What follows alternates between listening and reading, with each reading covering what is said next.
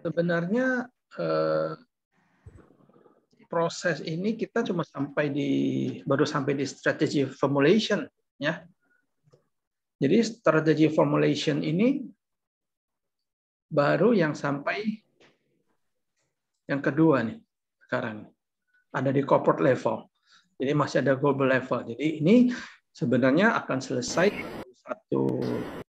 sampai lengkap itu adalah di ujung sini nih, evaluation and control. Jadi strategy implementation nggak sempat ya, karena ini memang disiapkan untuk materinya untuk sesuai dengan Depdikbud itu 14 kali pertemuan. Ya, jadi kalau peraturan pemerintah kan 14 kali pertemuan.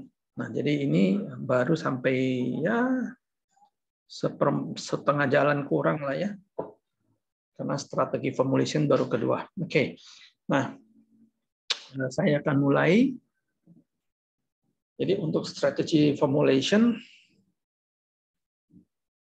minggu yang lalu sudah didiskusikan di business level, dan untuk pertemuan hari ini akan di corporate level ya. Jadi corporate level yang akan didiskusikan hari ini mengenai innovation, diversification, integration, alliance, merge and acquisition.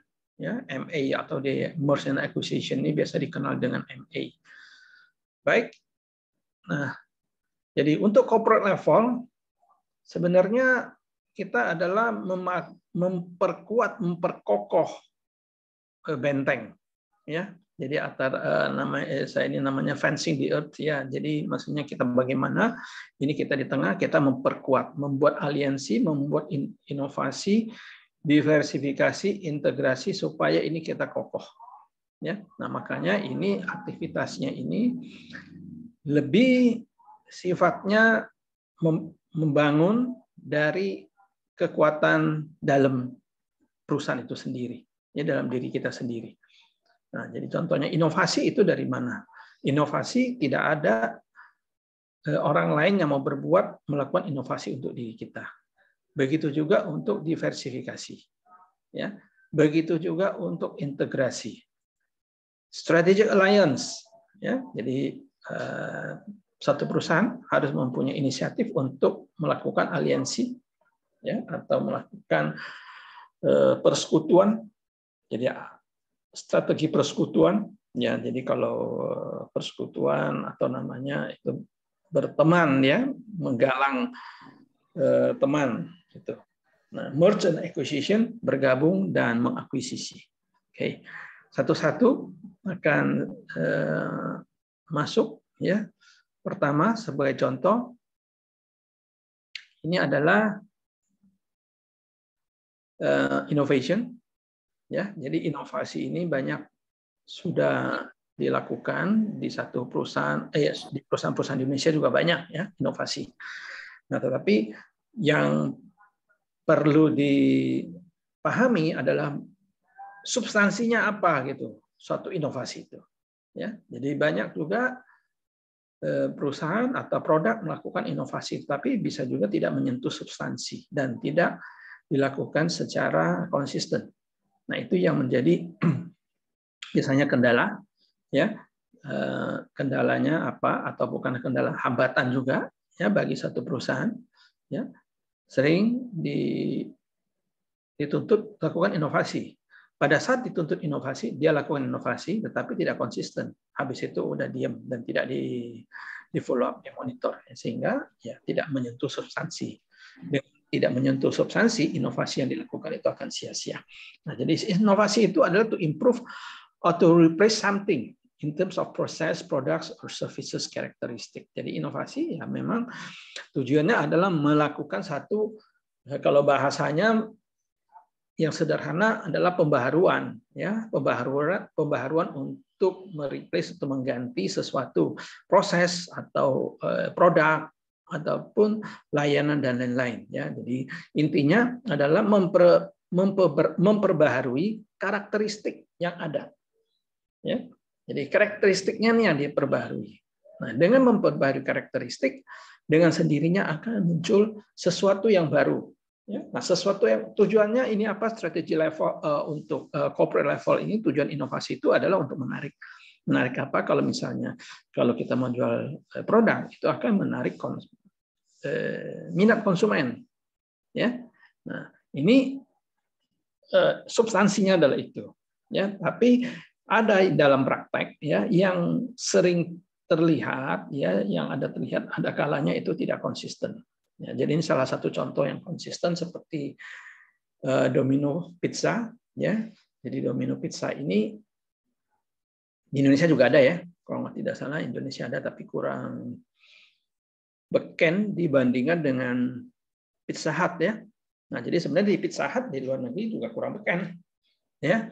Nah, Domino itu beken gitu. Ini di Amerika, ya. Jadi the company is 45 years history, ya. Jadi dia udah 45 tahun deploying product, tech, and marketing to pioneer advances in ordering and delivery. Jadi di sini inovasi yang dilakukan oleh Domino adalah bagaimana mengembangkan produk dengan teknologi dan pemasaran digabung jadi satu, ya. Nah, jadi ini salah satu contoh yang dilakukan dan cukup konsisten. Jadi setiap berapa tahun dia ada satu perbaikan, ya. Jadi contohnya tahun 793 mereka itu sudah memberikan satu garansi 30 menit siap saji, gitu. Ya, jadi sekarang Pizza Hut berapa saya juga nggak tahu, ya, karena saya jarang, ya. Jadi ini salah satu contoh. Jadi tahun 73 mereka sudah Domino Pizza sudah berpikir, ya, tahun 73 di Indonesia belum ada pizza kali, ya. Nah, jadi mereka sudah masuk ke 30 minute guarantee, ya. Tahun 2008 mereka sudah mengembangkan ke Pizza Tracker. Pizza Tracker ini adalah mereka itu ini dengan memanfaatkan teknologi, ya. Bagaimana mereka melacak itu konsumen pizza. Pizza Tracker, ya. 2014 Steady Pizza creates a storage box containing gyroscope. Jadi dalam gyroscope itu adalah box yang di dalamnya ada kotak-kotak, ya, untuk menempatkan pizza. Jadi pada tahun 2015 mereka meningkatkan packaging, ya, bungkusan pizzanya itu pakai kotak yang memang sudah berbentuk, ya, ada itu tempat-tempatnya gitu. Nanti mereka namanya Steady Pizza. Ya, jadi ini program-programnya yang melakukan 73 30 minute guarantee, 2008 Pizza Tracker, 2014 Steady Pizza. Di 2014 juga mereka mengembangkan yang sama voice ordering. Jadi ada dua program di 2015, mobile app. Jadi pada tahun 2014 untuk memesan Domino Pizza ini di Amerika, ya, mereka sudah memakai mobile app, ya, aplikasi mobile, handphone gitu, ya. Nah, bisa juga bukan handphone, bisa juga pakai gawai, ya, perangkat-perangkat yang lain, gadgetnya. Nah, di 2015 Domino's itu mengembangkan program Anywhere. Anywhere itu maksudnya enable customer to order via texting a pizza emoji, messaging Twitter and Facebook Messenger, or using smartwatch or speaker. Jadi tahun 2015 mereka mengembangkan lagi satu aplikasi, ya, bahwa memesan pizza itu bisa dengan beberapa fasilitas atau perangkat-perangkat, ya, perangkat-perangkat software maupun perangkat gawe-gawe smartphone ataupun gadget, ya. Jadi seperti pakai emoji, pakai messaging Twitter, Facebook, ya. Jadi semua itu melalui teknologi. 2016 mereka pakai robot, ya, self driving delivery. Jadi mereka mengantar pakai robot tahun 2016. 2018 namanya hotspot digital ordering. Jadi pakai digital ordering, ya. Nah, yang message dalam inovasi ini, ya, ada beberapa poin, ya, contohnya Domino Pizza ini, ya, dilihat, ya, bahwa memang pada tahun 73 mereka sudah mulai melakukan inovasi, tapi antara tidak begitu intensif. 73 ke 2008 itu cukup jauh, 15 tahun. Terus naik 8 ke 14, jadi 6 tahun.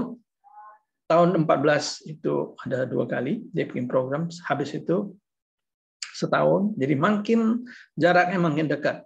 Ya, 2015, 2016, 2018 ini jaraknya dekat. Nah, artinya apa? Artinya inovasi itu dibuat bukan karena satu program baku saja, tetapi dibuat inovasi itu menyesuaikan perilaku konsumen atau perkembangan teknologi dan perkembangan non teknologi yang lain-lain. Jadi secara holistik itu harus dilihat, ya. Apakah saat ini fenomenanya seperti apa? Apakah fenomena saat ini, ya? Di mana posisi perusahaan, produknya? Nah, sehingga fenomena mana yang perlu diprioritaskan dan dilakukan inovasi untuk menyesuaikan supaya bisa masuk ke pasar ini untuk produk domino, ya. Jadi ini salah satu yang pertama adalah inovasi, ya. Nah, setelah inovasi ada lagi ini yang kedua, ya, inovasi juga. Ini contoh inovasi yang pertama tadi domino, contoh inovasi yang kedua masih di corporate level, ya. Ini adalah Alibaba Group. Jadi Alibaba Group di dunia dikenal sebagai perusahaan yang menjual secara online, ya, Alibaba, ya. Kenal dengan bosnya namanya Jack Ma, ya. Jack Ma di sini di China, ya, di negaranya sendiri mereka itu adalah buka grocery store, ya, jadi toko sayur mayur gitu, ya, jadi seperti dep store, supermarket lah gitu, mereka namanya grocery store, ya, namanya mereknya Asiansen, ya. Jadi ini adalah toko. Jadi kalau gambarnya ini seperti kuda Nil, ya. Jadi artinya ini adalah menyajikan yang segar-segar, ya. Jadi ini groceries, ya. Nah, jadi iya, baca dulu. Ntar Pemi pinjam, ya. Ini, ya, di Alibaba Group, ya, ini adalah toko pertama yang punya experience seperti ini di China, ya. Jadi di China sendiri sudah banyak grocery store, ya, tetapi yang dengan experience baru ini baru Alibaba Group yang merupakan inisiator. Nah, inovasi yang diciptakan itu apa? Inovasi yang diciptakan itu, ya, itu tokonya serba digital, ya, over new retail that combines the best of a real world experience with the digital convenience, ya. Jadi serba digital. Serba digital artinya ya udah robotik, ya, atau memakai teknologi digital. Jadi the app start it all will a mobile application. Jadi setiap pembeli ini minimal mereka sudah mempunyai ini aplikasi mobile, ya, jadi artinya punya smartphone. Jadi kalau orang yang nggak punya smartphone masuk ke sini itu akan kesulitan untuk belanja. Nah, ini memang di China sendiri pemakaian smartphone itu udah begitu luas, ya. Jadi sampai ke masyarakat yang istilahnya di Indonesia sudah manula, ya, bahkan lebih dari manula, mereka semua rata-rata belanjanya sudah tidak pakai itu, ya, pakai cash. Mereka pakai app, jadi pakai kartu apa pakai telepon. Jadi seperti Indonesia itu, ya, Pak OVO atau apalah namanya itu, tinggal di tap aja gitu loh. Nah, jadi di sini juga sama. Tidak melayani uang cash, hanya dengan tap. Jadi kalau di Indonesia kan masih ada uang cash, bisa milih mau cash mau tap kan gitu. Nah, di sana itu yang Alibaba Grocery Store itu khusus semua tuh digital, ya. Nah, a good kind of overhead and conveyor belts snaking above shoppers. Jadi kalau mau ambil barang sekarang pakai stroller, ya, itu troli, ya. Nah di Alibaba Group bukan troli bawah, tapi pakai conveyor di atas. Ya. Jadi contohnya seperti gambar ini, conveyor di atas. Terus 30 minutes delivery, and it's free for residents who live less than 2 miles from Hema. It is complementary with the app orders. Jadi diberikan jaminan pengantaran, ya, 30 menit dalam batas jangkauan 2 mil dari toko grocery ini, ya. Dan itu bisa order, ya, itu hanya untuk order pakai aplikasi, ya. Nah, aplikasi. Jadi tidak perlu datang. Nah, makanya kenapa seluruh konsumen untuk Hema Groceries itu wajib harus ada aplikasi, memakai aplikasi. PayGo. Nah, PayGo, ya, physical cash is not accepted di sini. Jadi kalau mau belanja sini, nah ini tidak ada uang physical, tidak ada physical cash. Ya. Nah, PayGo artinya di tap aja, ya. Cash is not accepted. Most customers use Alibaba's digital payment network, Alipay. Jadi Alipay sendiri, mereka grupnya itu, mereka juga ada menciptakan ada produk uang plastik, ada seperti OVO lah gitu. Nah, mereka juga ada toko. Jadi sehingga pembelinya ini customer itu pakai Alipay. Jadi di China itu ada Alipay, ya. Alipay itu adalah seperti OVO begitu. Nah, jadi ini adalah inovasi yang dilakukan Alibaba Group untuk satu bisnis, tapi sudah teraliansi dengan bisnis yang lain. Jadi contohnya dengan digital pay. Dengan sendirinya, jadi bahasa Indonesia itu apa namanya itu? Sekali mendayung 2-3 pulau terlampaui, ya. Nah, ini yang dimaksud itu, ya. Jadi dia membuat grocery ini, mendirikan grocery, tetapi mewajibkan si konsumen membayar dengan non cash. Nah, sedangkan Alipay itu adalah sudah cukup top, ya, di China sebagai alat bayar, jadi seperti OVO saat ini atau apa, GoPay atau apalah, whatever, ya. Nah, selain itu di Alibaba sendiri juga bisa menjual dia punya aplikasi, karena Alibaba Group itu ada satu toko yang lebih canggih, ya, bukan grocery itu, saya nggak tahu jalan apa enggak, itu toko tanpa pelayan, ya, semua serba digital, ya, gitu. Nah, ini adalah contoh inovasi dari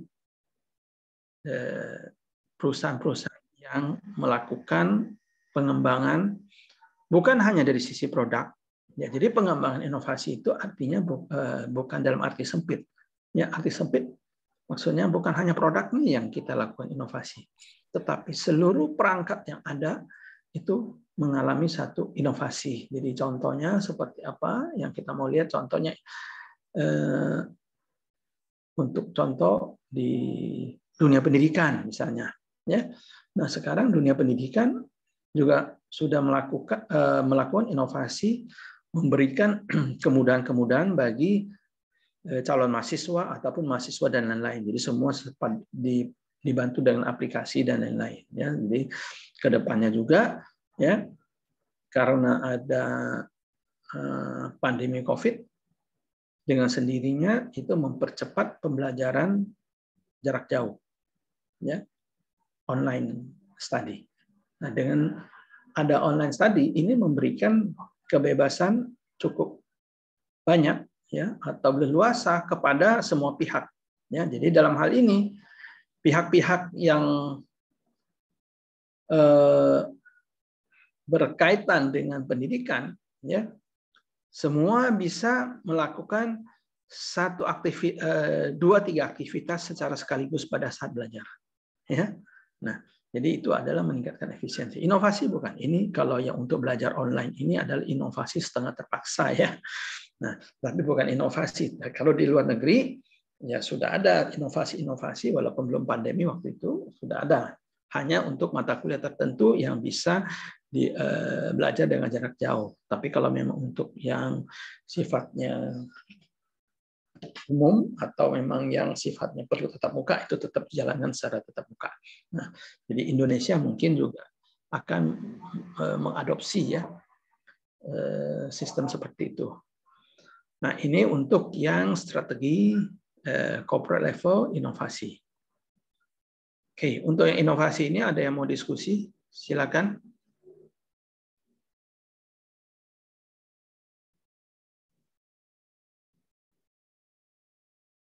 Untuk inovasi, ada yang mau ini? Oke, jika tidak ada, saya akan lanjut ke strategi kedua mengenai integrasi. Integrasi ini juga bagian dari corporate level. Jadi strategi di level korporasi.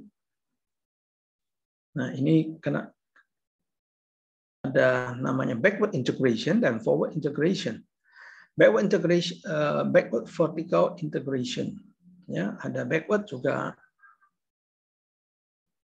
Backward vertical adalah artinya bahwa backward vertikal itu adalah segaris ya dari atas ke bawah, hulu ke hilir gitu ya, hulu ke hilir. Jadi sedangkan bahasa Indonesia adalah hulu ke hilir.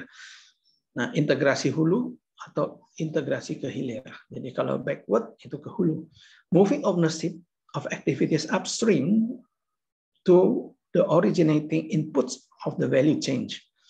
Ya, itu adalah untuk yang hulu.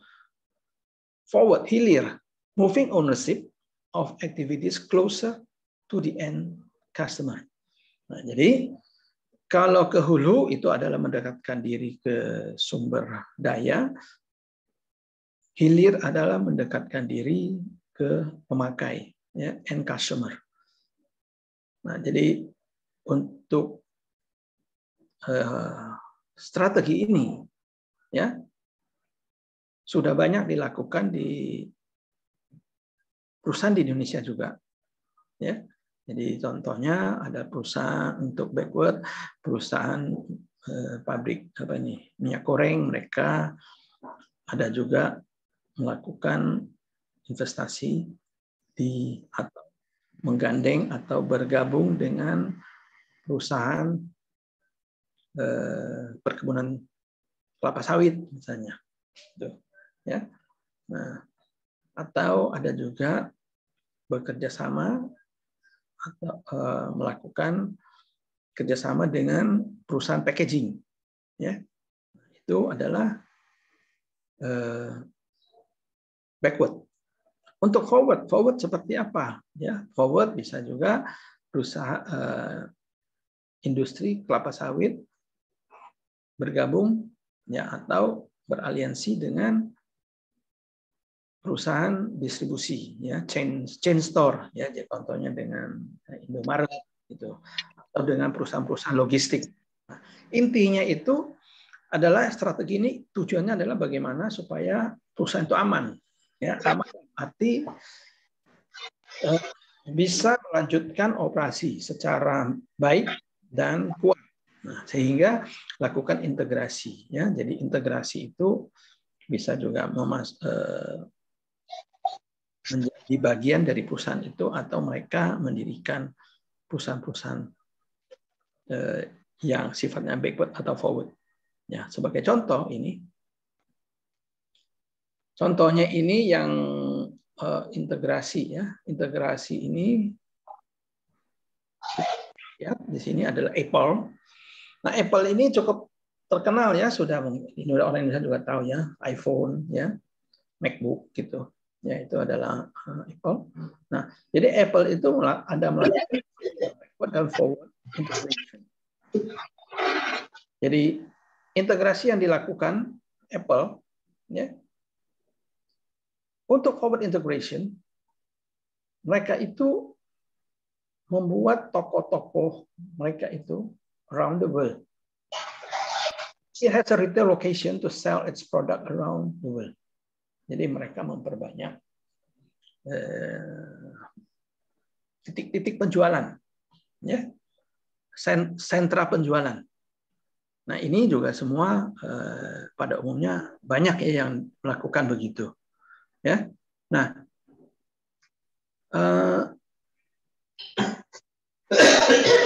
apa sekarang kalau toko handphone selain Apple banyak ya. Jadi contohnya mereka apa, Samsung juga banyak. Mereka akan melakukan forward integration dengan mendekatkan diri ke konsumen, membuka layanan toko penjualan dan membuka service center. Ya, nah itu adalah satu strategi integrasi, forward integration. Nah, backward integration, ya, adalah bagaimana mereka melakukan investasi di hulu. Ya, jadi ini contohnya Apple. It has manufacturing facilities across the globe for its production. Ya, nah Apple confirmed that Mac Pro will be manufactured in Austin, Texas. Ya, nah, jadi mereka itu melakukan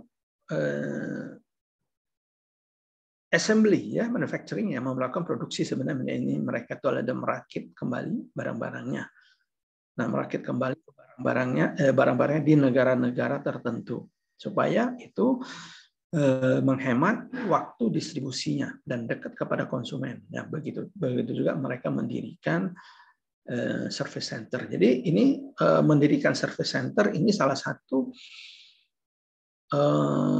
strategi, ya, untuk mendekatkan ke konsumen. Ya. Nah, begitu juga ada beberapa strategi yang dilakukan oleh beberapa produk, ya, yang non Apple, ya, yang dari China.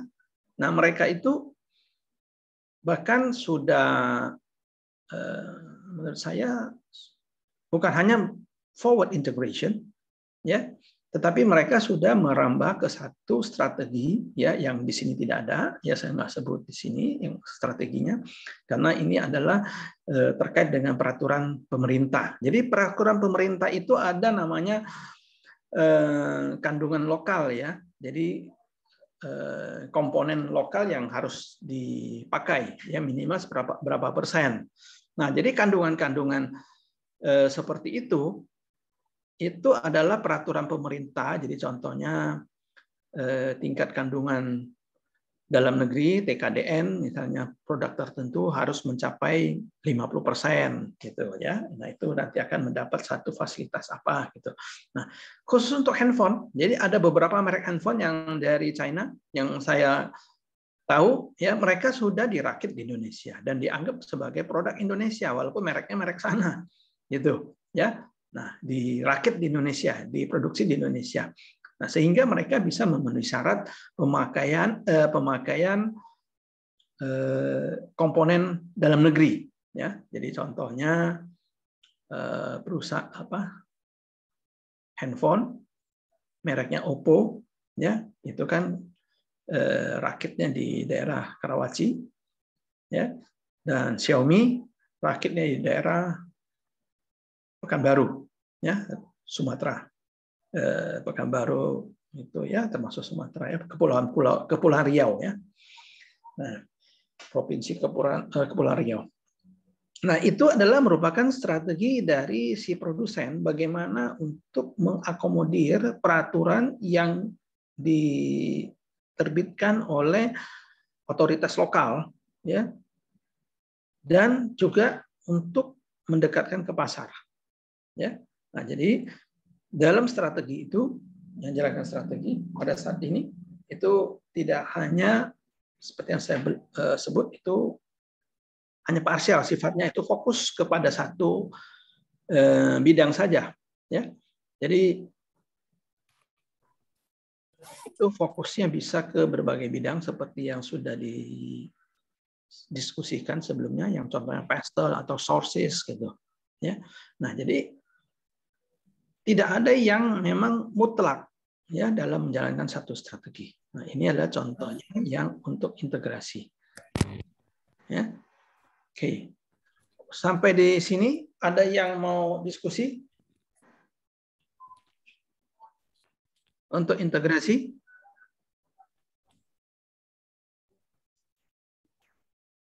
Oke, jika tidak ada, saya akan masuk ke diversifikasi. Diversification. Jadi diversification itu adalah diversifikasi, ini merupakan satu strategi mengurangi resiko. The strategy that reduces risk. Ya. Nah, bagaimana caranya adalah ini by allocating investment across various financial instrument, industry, and other categories. Jadi ini yang sederhana, diversifikasi ini kalau pemain saham, ya mereka itu suka ada satu istilah, jangan menempatkan semua telur pada keranjang yang sama. Ya. Nah, jadi ini adalah diversifikasi. Jadi kalau untuk yang investasi di saham, ya, yang disebutkan itu adalah artinya kalau si investor memiliki sejumlah dana, jangan semua dana itu ditumplekin atau diinvestasikan atau membeli satu jenis saham saja, tapi agar disebar dari beberapa saham yang menurut penilaian itu baik. Gitu. Nah, tujuannya apa? Tujuannya apabila satu saham itu jeblok, nah masih ketolong duanya gitu. Tapi kalau saat semua ditebrukin satu ya jeblok sudah habis gitu. Nah, jadi ini adalah diversifikasi. Ya, the strategy that reduce risk by allocating investment across various financial instruments, industry and other categories. Jadi bisa juga itu kalau untuk investor yang lain bukan di saham, jadi artinya mungkin dia adalah seorang industriawan, maksudnya dia sebagai pengusaha di bidang manufaktur, maka dia sebaiknya ya menurut strategi corporate level itu dia akan melakukan supaya resikonya tersebar, maka dia akan membeli perusahaan atau menginvestasikan perusahaan di luar manufaktur yang sama. Jadi contohnya dia manufaktur roti misalnya. Nah, dia bisa juga dia membeli atau mendirikan manufaktur logistik gitu ya, transport gitu ya. Jadi apabila memang ada pengaruh di satu produk induknya itu tidak begitu berpengaruh terhadap perusahaan yang dia diversifikasikan itu. Ya, jadi contohnya diversifikasi kalau sebaiknya itu yang agak tidak berhubungan. Nah, kenapa ya tidak berhubungan? Yang berhubungan itu kan larinya ke integrasi. Nah, larinya ke integrasi kenapa bisa kurang baik? Karena apabila perusahaan induk kena, maka integrasi akan kena karena itu turunannya ataupun atasannya itu ataupun dari atas. Ya. Nah, sedangkan kalau yang memang bidangnya berbeda, nah dampaknya itu tidak secara langsung akan diterima. Nah, itu untuk diversifikasi. Jadi tujuannya it aims to maximize returns by investing in a different areas that would be react differently to the same event. Nah, ini yang tadi saya sebut tadi. Jadi setelah diversifikasi, perusahaannya itu tidak menerima dampak atau merasakan dampak secara langsung apabila ada terjadi satu krisis pada perusahaan induk. Nah, ini adalah diversifikasi. Ya. Nah, jadi diversifikasi ini contohnya apa? Nah, ini ada perkebunan Nusantara, ini perkebunan gula nih, ya, PT PN 10. Nah, coba ini diversifikasinya masih dekat-dekat lah ya dengan usaha dia. Karena ini adalah diversifikasi efisiensi, ya, diversifikasi efisiensi biaya. Nah, PT PN 10 ya, mereka membuka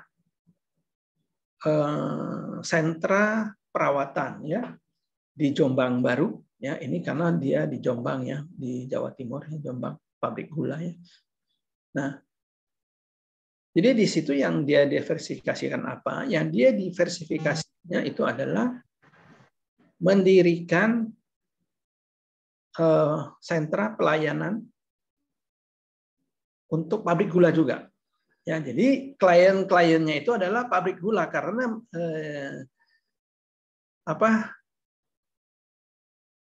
si PT PN 10 ini ya mempunyai fasilitas besar, ya fasilitas besar dalam perawatan pabriknya sendiri. Nah, tapi bisa juga mungkin juga fasilitas ini kalau namanya maintenance itu kan tidak setiap hari ada maintenance, ya. Tetapi perangkat itu harus disediakan setiap saat karena kerusakan itu kan bisa aja mendadak, walaupun itu bisa diprediksi, ya. Tetapi yang di luar prediksi bisa saja terjadi. Nah, untuk itu banyak fasilitas yang nganggur. Nah, supaya tidak nganggur, ada efisiensinya, maka dia buka pelayanan maintenance service untuk pabrik gula umum. Ya, jadi bukan hanya untuk PT PN aja, jadi untuk umum mereka terima.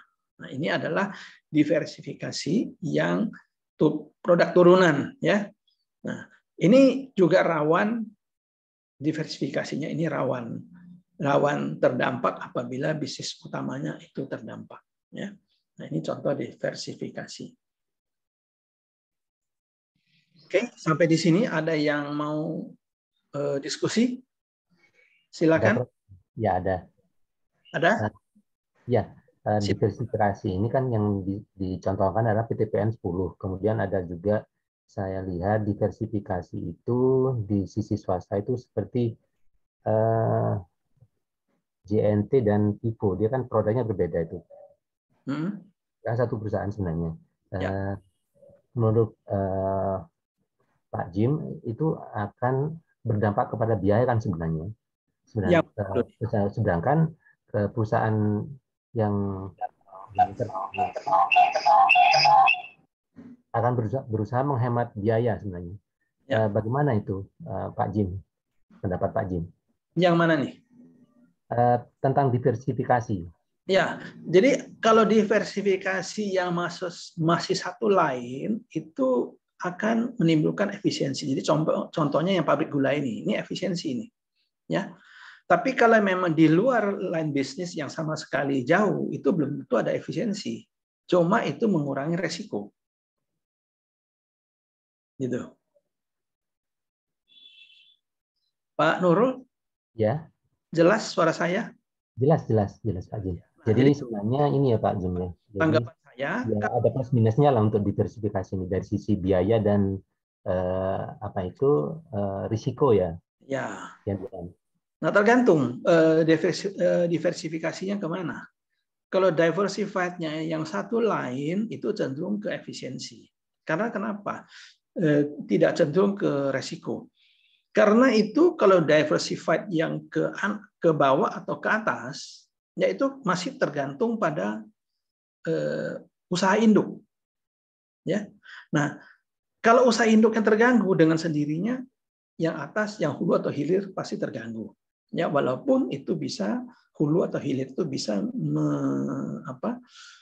melayani pasar umum di luar perusahaan induk. Ya. Nah, dari pengalaman rata-rata perusahaan yang diversifikasi itu lebih banyak melayani perusahaan induk. Ya, karena itu memang sudah alami itu, natural dari manajemen. Ya, contohnya nih ya, ini bukan contoh, istilahnya itu adalah berburu di kebun binatang. Ada captive market. Ya, jadi kalau kita jual satu produk yang sudah ada captive market, pasti captive market itu di-grab dulu. Karena kenapa? Setelah di-grab, karena untuk pelaporan performance sudah pasti aman kan itu. Ya. Nah, dan baru menggarap itu. Nah, sebenarnya filosofi menggrab captive market itu harusnya dilakukan sebaliknya. Grab dulu yang bukan captive market. Itu. Dari captive market itu adalah sebagai additional market sebenarnya.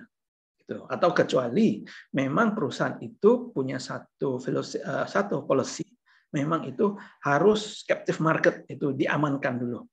Nah, itu beda-beda. Nah, kembali lagi kepada filosofi perusahaan. Maunya kemana gitu loh. Ya, jadi contohnya perusahaan penerbangan Garuda dengan apa dulu Pelita dan segala macam. Ya, masing-masing kan sudah bagi-bagi marketnya itu. Ya. Garuda dengan Citylink. Garuda, Citylink. Ya, kalau Garuda Citylink itu kan mereka bedain segmen marketnya gitu. Ya, tapi kalau dulu Garuda sama Pelita misalnya, Pelita itu kan lebih condong melayani pelabuhan-pelabuhan kecil, ya, pelabuhan udara kecil, ya, yang tidak bisa dijangkau oleh. Nah, artinya apa? Mereka mau nge-grab seluruh pasar. Nah, Garuda bisa nggak nge-grab konsumennya Pelita? Bisa, tapi kamu turunnya jauh, nanti kamu naik bus lagi ke kampung kamu kan gitu.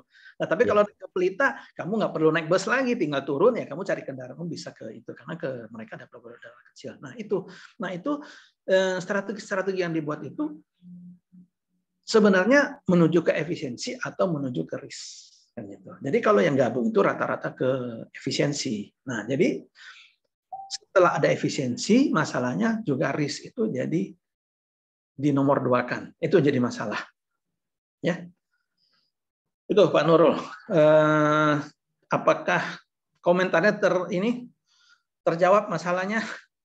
Ya, artinya saya menangkapnya kalau yang satu line itu efisiensi, sedangkan yang diversifikasi itu berdampak pada biaya. Gitu ya Pak Jim? Bukan. Resiko investasi. Ya, resiko investasi. Ya. Ya kan? Jadi tujuannya kalau yang tidak satu lain, artinya kalau misalnya bisnis utama saya terganggu pasarnya, ya saya masih punya kantong pundi yang lain untuk hidupin gitu loh. Ya. Nah, gitu. Terima kasih Pak Jim. Pak Nurul. Yang lain ada yang mau diskusi? Silakan. Izin Bapak, saya Yeni, mohon maaf tidak bisa dibuka kamera Bapak karena sambil memasak. Bapak, wah nanti nggak jadi tanya nih, salah nih. Bapak, ya. Izin ya Bapak, ya saya Yeni. Iya Bapak mau menanyakan terkait diversifikasi tadi. Kalau kita menilai yang mana yang bagus Pak? Yang tadi kan ada plus minus ya Pak. Menurut pandangan Bapak sendiri, apakah yang satu line inline tadi atau yang tidak gitu Pak? Kalau dari risiko pastinya ini ya yang tidak inline ya berarti gitu Pak. Nah kalau menurut pandangan Bapak sendiri apa? Itu pertanyaan pertama Pak. Ya. Nah pertanyaan yang kedua, bagaimana strategi kita supaya risiko itu tidak ini gitu Pak, tidak muncul gitu Pak, dengan kita memilih inline katakan seperti itu Pak. Dua itu Pak Jim. Terima kasih Bapak. Ibu Yeni boleh tahu latar belakangnya apa Bu? Saya Pak, saya kerja di pendidikan ya Pak, sorry. Pendidikannya saya administrasi negara sama manajemen Pak. Oke, karirnya apa? Saya kerja di lembaga sertifikasi Pak. Auditor ISO Pak. Oh, oke. Baik. Nah, kalau Ibu kerja di sertifikasi ya, jadi sebenarnya pertanyaan nomor 2 itu Ibu udah jawab nih. Cuma Ibu kurang yakin. Kan mengenai resiko kan. Ya. Jadi secara teori itu resiko nggak mungkin 0. Ya. Ya, pasti ada resiko. Ya. Nah, cuma bagaimana kita mengurangi resiko. Nah, salah satu yang seperti Ibu dalam karir dalam tugas Ibu ya di ISO itu adalah mengurangi resiko kan gitu kok. Iya. Nah, belum pernah ada resikonya sampai 0. Itu satu, ya. Dan kedua, yang untuk menjawab pertanyaan nomor 2 Ibu, ya. Resiko seperti apa nih yang supaya bagus? Yaitu resiko yang bisa diterima, ya, ada benchmarknya enggak kan gitu. Jadi kalau melampaui benchmark ya berarti itu yang nggak bisa diterima. Tapi kalau masih bisa di benchmark, ya misalnya rata-rata industri resikonya 10%. Kalau perusahaan Ibu yang kliennya Ibu bisa 5%, ya itu bagus. Tapi kita nggak bisa bilang, oh kok kamu masih 5%, nggak harusnya 0% gitu. Tapi benchmark yang 10% gitu. Nah, kita mau berbuat lebih baik dari rata-rata. Berapa misalnya? 10% di bawah rata-rata. Oke, fine. Itu sudah satu prestasi yang bagus gitu. Ya. Nah, jadi itu resiko. Nah, mengenai yang pertanyaan pertama, mana yang lebih baik antara satu line atau yang beda line kan gitu. Ya, maksudnya yang masih terintegrasi atau yang non integrasi. Nah, ini kembali lagi dari sisi mana kita lihat. Kalau menurut saya itu baiknya itu semua itu harus diambil. Ya, tapi buat kita ada enggak kan gitu. Ya, jadi tidak semua perusahaan itu punya kemampuan untuk melakukan integrasi ataupun integrasi yang sifatnya satu line dan sifatnya yang beda lain. Gitu. Karena harga yang harus dibayar itu beda. Ya, kenapa harganya? Value-nya beda dan apa namanya? Sacrificing-nya beda, itu pengorbanannya beda. Kalau untuk satu line, ya, apabila perusahaan mengalami satu kendala, artinya internal sources masih bisa mengatasi. Tapi kalau yang beda line, internal sources belum tentu punya kompetensi untuk menyelesaikan masalah. Nah, itu. Nah, jadi ini adalah case by case. Kalau pertanyaannya nomor satu itu adalah case by case. Sampai sejauh mana si perusahaan itu punya latar belakang ya untuk menanggung resiko yang akan terjadi. Itu balik lagi ke resiko. Ya, jadi hidup ini atau bisnis itu adalah bisnis resiko sebenarnya. Semua itu bisnis resiko. Ya, cuma bagaimana kita mengatasi resiko itu satu, dan kedua berapa besar yang berani kita terima resiko itu. Itu Bu. Iya Bapak.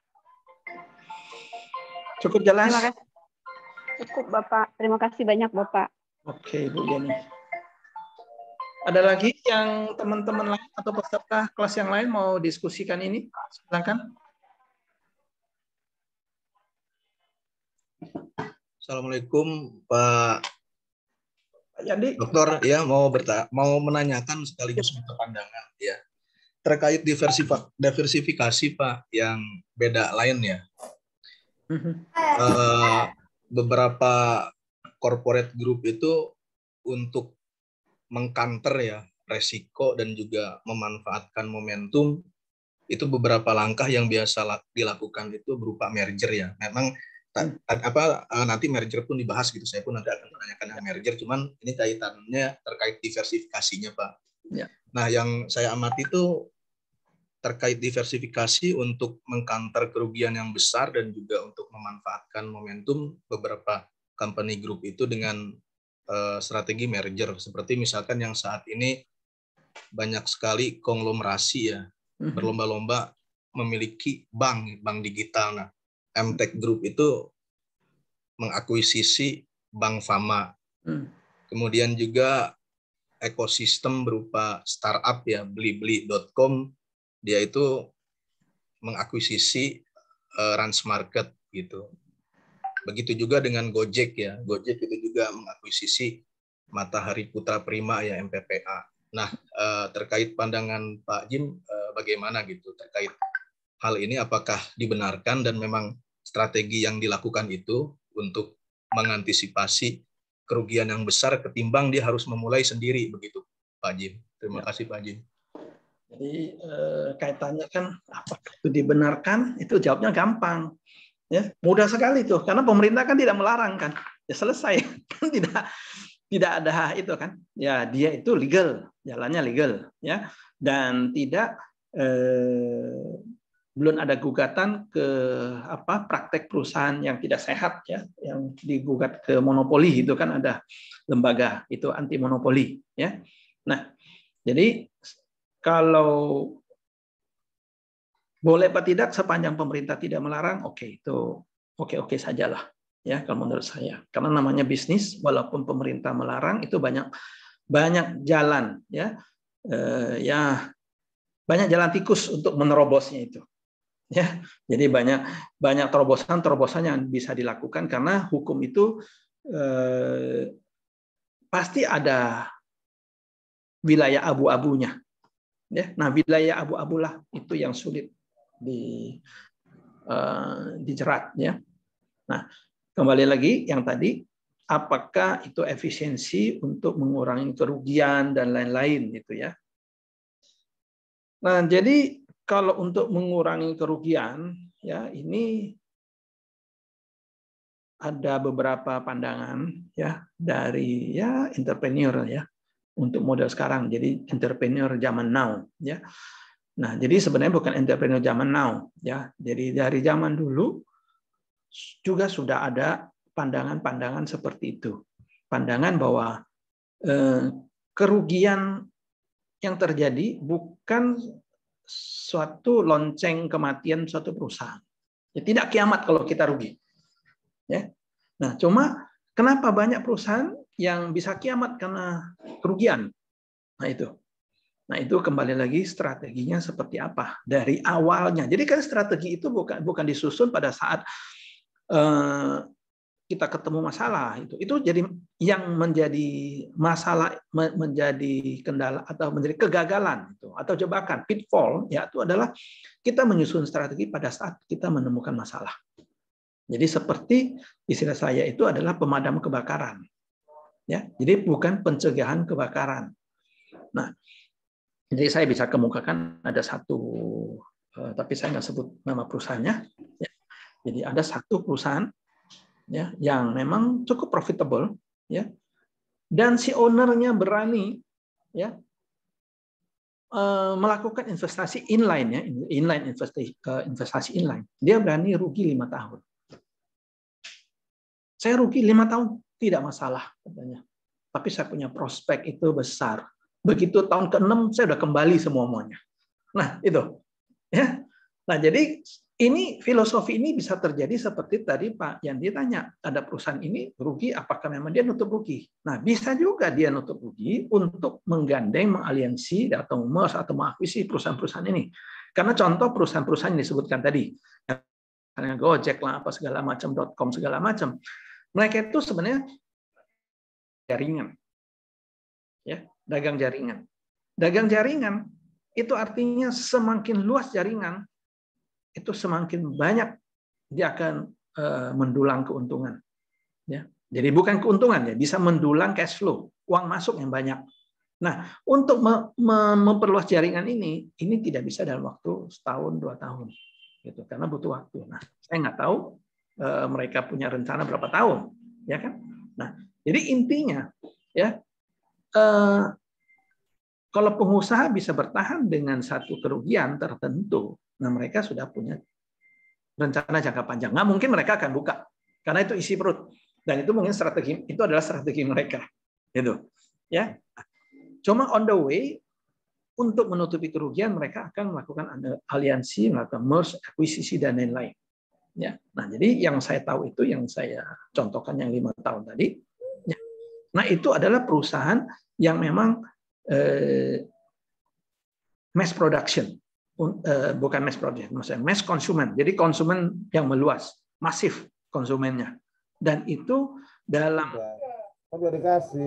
hari itu dibutuhkan. Dan semakin hari orang akan semakin menyadari karena itu ada kaitan dengan kesehatan. Nah dengan demikian, dengan perjalanan waktu itu mereka akan mengembalikan keuntungan mereka. Mendapatkan keuntungan untuk menutupi kerugian mereka. Nah, jadi seperti yang Pak Yandi sebut tadi, ya kan? Efisiensi kan mereka, ya mereka efisiensi itu sedang melakukan ke arah sana. Nah, cuma kalau yang karena tapi dia kan tidak buka strategi saya apa, keuntungan saya apa gitu, ya. Nah, karena ini semua akuisisi itu yang dilakukan, yang dibuka itu kan adalah yang sifatnya memang terbuka untuk umum. Terbuka untuk umum itu apa? Laporan keuangan dan lain-lain. Ya, sedangkan strategi kan tidak harus. Yang perintilnya itu kan tidak harus. Tuh, Pak Yandi. Iya. Ya, terima kasih Pak Jim. Kalau ini Pak, keterkaitan dengan persaingan usaha Pak, ya meskipun kalau secara legal atau de jure mungkin pemerintah belum ke sana ya, tapi kalau secara de facto gitu Pak, dengan fenomena perusahaan-perusahaan besar mengakuisisi gitu, itu bisa menimbulkan persaingan tidak sehat tidak Pak, seperti monopoli. Karena pemerintah di Cina sendiri kan kenapa Jack Ma gitu, Alipay ya, itu sekarang sahamnya menurun drastis kan karena ada protek dari pemerintah Cina tuh Pak. Karena dari sisi ekosistem dan juga ruang lingkupnya ini memonopoli gitu, ada indikasi persaingan tidak sehat gitu Pak. Ya. Oke, jadi ini kan merambah ke wilayah otoritas ya, pemegang otoritas. Nah, jadi seperti yang saya sebutkan tadi, setiap peraturan itu yang dibuat itu ada celahnya, gitu ya. Nah, nah ini perbandingan antara Indonesia dengan China, ya ada perbedaan, ya. Perbedaannya bukan karena di sana ada peraturan, di sini nggak ada peraturan. Di sini juga ada peraturan, satu. Nah, cuma implementasi peraturannya bahasa orang awam di Indonesia itu kurang kejam dibandingkan dengan China, gitu. Ya, di China Jack Ma itu bisa tidak tampil. Di Indonesia berani nggak kita bilang, misalnya siapa nih pengusaha yang bandel lah gitu bilang, bukan bandel lah, yang ngetop dan terus mengkhawatirkan bilang besok lu jangan tampil ya, nggak bisa kan? Ya, nggak tampil 2 hari aja udah di demo nanti semua, kan gitu, keluar masanya kan gitu. Kalau di China nggak bisa, ya. Nah, yang di China yang di lokal itu tidak ada isu seperti itu. Nah, isu di China itu yang ada itu di luar negeri. Nah, makanya di dalam negeri tidak ada yang gonjang-ganjing seperti itu. Nah, itu beda karena otoritasnya, cara menangani itu beda. Di sana ya tangan besi, di Indonesia kan enggak. Ya, jadi di Indonesia lebih cenderung tuh tangannya tangan gamelan gitu. Pakai besi tapi berbunyi teng-tong kan gelai gemulai gitu loh. Jadi dampaknya itu kurang pas gitu. Nah, jadi memang itu kita tidak bisa bandingkan, akan sulit lah karena perbandingan antara pemegang otoritas itu beda. Ya. Nah, jadi kalau seperti Pak Yani tanya apakah itu melanggar wilayah persaingan sehat? Sebenarnya banyak yang melanggar persaingan sehat. Tapi sepanjang hukum itu bisa diperdebatkan dan tidak ada pihak yang menggugat, ya itu kan bisa digugat itu ke PKPU, apa namanya itu? KPPU Pak, mohon izin KPPU Pak. Nah, KPPU ya, nah bisa menggugat ke KPPU. Nah, adapun yang menggugat ke KPPU belum tentu semuanya sukses, gitu. Ada juga yang tidak sukses. Nah, artinya kalau tidak sukses berarti legal, gitu. Walaupun seperti dia bilang de facto-nya, wah ini mah konglomerat semua tuh borong semua, dia punya A sampai Z. Harusnya dia monopoli dong. Yang punya cuma berapa? Bukan. Jadi memang monopoli tidak, bisa juga duopoli atau kartel lah bahasanya. Ya, kartel. Nah, itu memang bahaya gitu. Tetapi ya secara hukum tidak bisa dijamah, suat gitu loh. Gitu? Nah, itu Pak Yandi. Ya, terima kasih Pak Jim. Oke. Pak Pujianto mau ngomong nih. Seru nih kayaknya nih. Orang perdagangan kena nih Pak ya. Biasa. Baik Pak, mohon izin Pak terkait dengan strategis yang pertama integrasi, yang kedua disertifikasi. Sedangkan integrasi tadi kan menurut kami berbagai positif atau keuntungannya itu investasi meningkat, perluasan tenaga kerja, transfer teknologi, serta konsumsi meningkat terkait penggunaan produksi dalam negeri, tentunya kandungan lokal Pak. Ya betul. Nah, kira-kira positif yang dari disertifikasi itu kira-kira apa Pak? Kami belum paham nih Pak yang positifnya disertifikasi betul Pak. Nah jadi jadi sebenarnya dengan Bapak sebutkan tadi ya Pak Pujianto sebutkan tadi itu sebenarnya itu adalah kelebihan yang ada. Nah tapi kalau dari ini kan dari bahasnya itu dari sisi makro ke sisi mikro kan gitu. Iya Pak. Nah, kalau dari sisi makro ya Bapak udah sebutkan tadi ya, jadi bisa ada pengurangan pengangguran, pemakaian itu bahan baku segala macam. Ya, itu makro. Nah, dari sisi mikro si pengusahanya sendiri yaitu kalau diversifikasi tidak satu lain yang satu lain tadi itu adalah efisiensi. Karena kenapa ya? Nah, hulu dulu ya. Pertama, jadi integrasi itu ada hulu, ada ke hilir. Ya. Nah, kalau ya integrasi ya artinya kalau dia memiliki satu unit pengolahan bahan baku ya. untuk kebutuhan pabrik utama atau main bisnisnya dia. Ya. Nah, kalau dia beli, otomatis akan dibebankan dengan margin oleh si supplier. Oke. Tapi kalau dia buat sendiri, dengan sendiri marginnya kan hilang, itu satu. Tapi kan jadi pertanyaan, apakah dia bisa produksi pas-pasan? Kan nggak mungkin dong, kan gitu. Ya. Nah, kalau ekses produksinya dia bisa jual, gitu.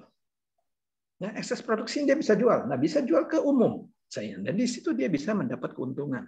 Nah, jadi dari sisi efisiensi udah pasti terjadi efisiensi. Efisiensi dalam kaitannya dengan profitabilitas. Jadi secara grup dia dapat profitabilitas. Itu adalah yang integrasi mau hulu maupun ke hilir. Jadi kalau sama juga ke hilir sama logikanya.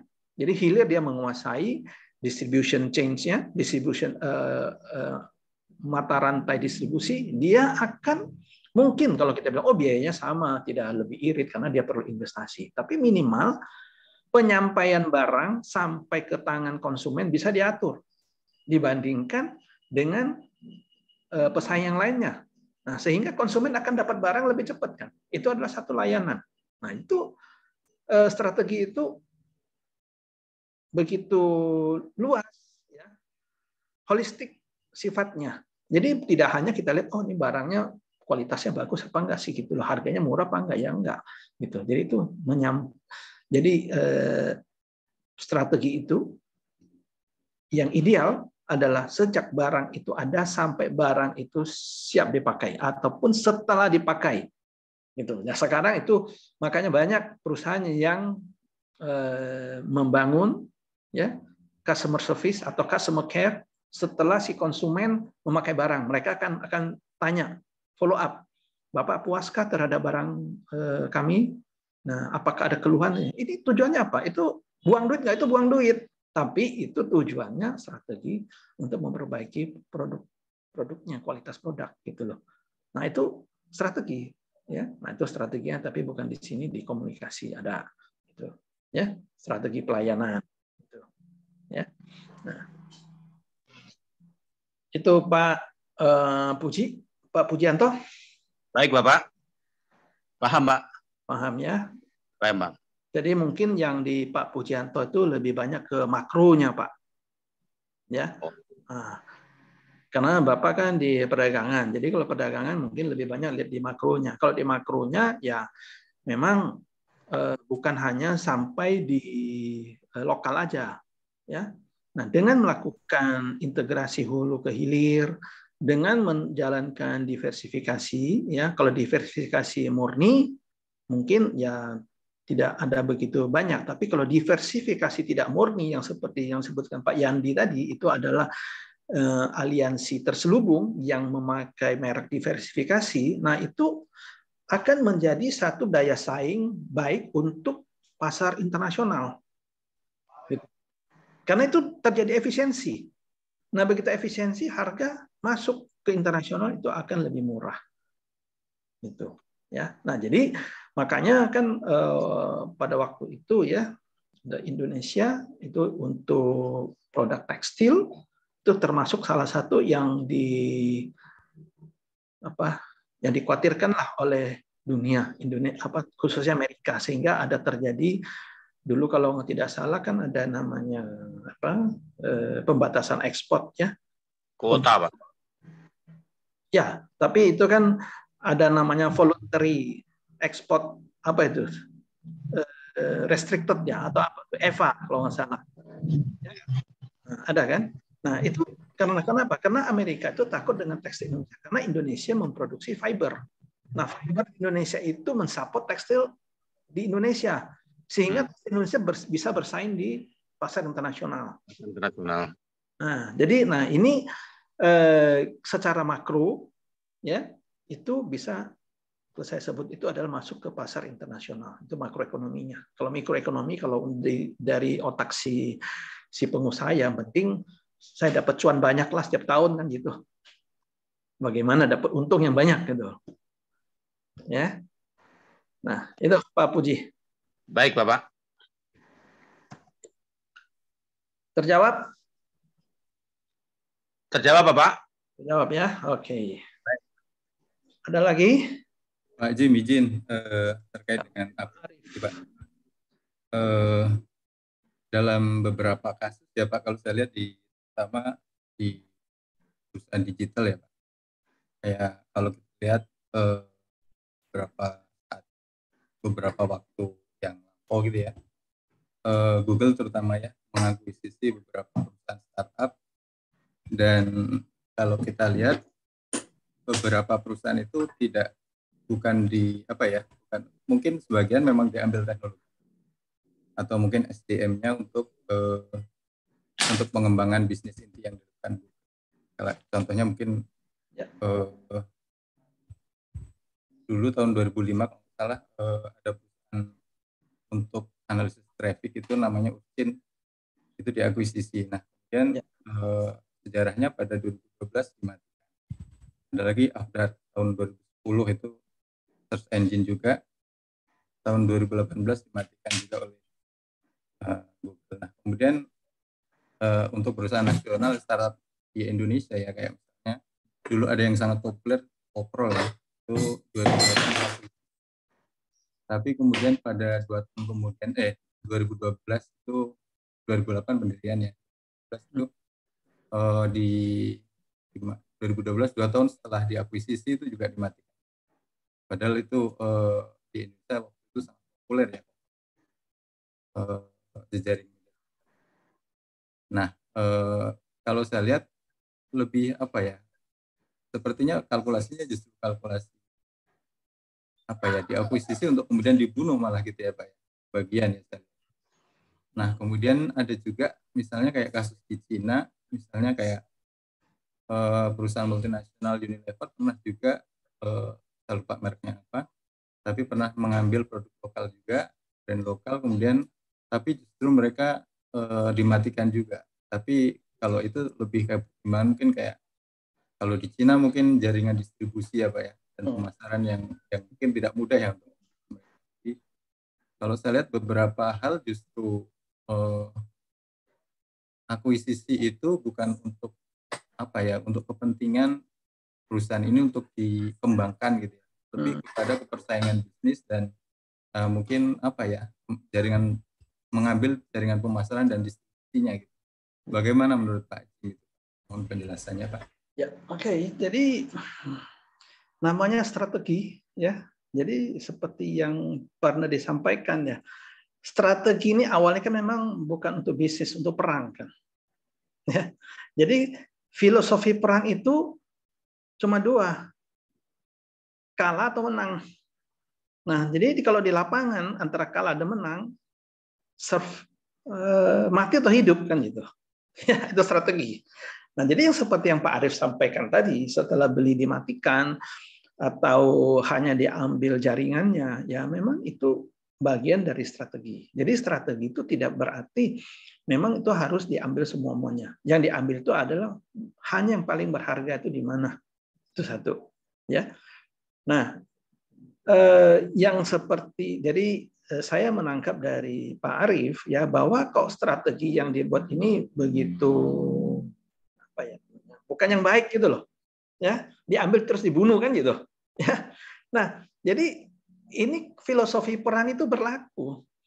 Nah, kalau namanya masuk ke zona perang, pembunuhan itu kan satu kejahatan kan gitu. Nah, jadi ini sama juga, cuma ini bukan zona perang, ini karena zona bisnis ya kita anggap wah itu kok jahat banget ya. Nah, tapi sebenarnya kalau mau didalikan itu bukannya jahat, dia mengarah ke efisiensi. Pertanyaan ya. Kalau kenapa saya bilang itu tidak bisa dikategorikan sebagai jahat? Oke, kita berpikir sebagai seorang pengusaha ya yang memang murni kita mencari keuntungan kan gitu Pak. Sekarang Bapak mengakuisisi satu perusahaan. Oke, itu perusahaan punya jaringan besar ya. Nah, Bapak tidak punya jaringan, Bapak beli itu perusahaan. Habis 3 bulan itu perusahaan habis ya. Tapi jaringannya pindah ke Bapak nih. Bapak udah dapat jaringan nih. Nah, pertanyaan, kalau perusahaan itu dipertahankan, Bapak punya margin akan turun 5%. Tanpa mempertahankan perusahaan itu, margin akan naik jadi 7%. Mau dibunuh apa tidak? Gitu kan. Jadi itu adalah pertimbangan business wise. Ya, itu jadi bukan melegalkan bahwa tindakan itu. Tapi kalau memang mau secara murni kita mau berpikir dari business wise, itu adalah sesuatu yang harus dilakukan. Kalau enggak ya jadi yayasan sosial, kan itu perusahaan. Kan gitu. Ya. Nah, Pak Arif. Oke. Terima kasih, Pak. Yep. Baik, saya akan lanjutkan ke materi strategic alliance ya. Nah, jadi ini sebagian sudah dibahas ya. Nah, jadi beberapa yang sudah disampaikan tadi sudah tersirat di sini ya. Jadi contohnya strategic alliance. Jadi ini adalah voluntary ya arrangement ya between firms and the involved. Jadi secara teori itu adalah voluntary. Jadi banyak juga dalam praktek itu bukan voluntary ya, tetapi itu under pressure ya. Nah, jadi kenapa bilang under pressure?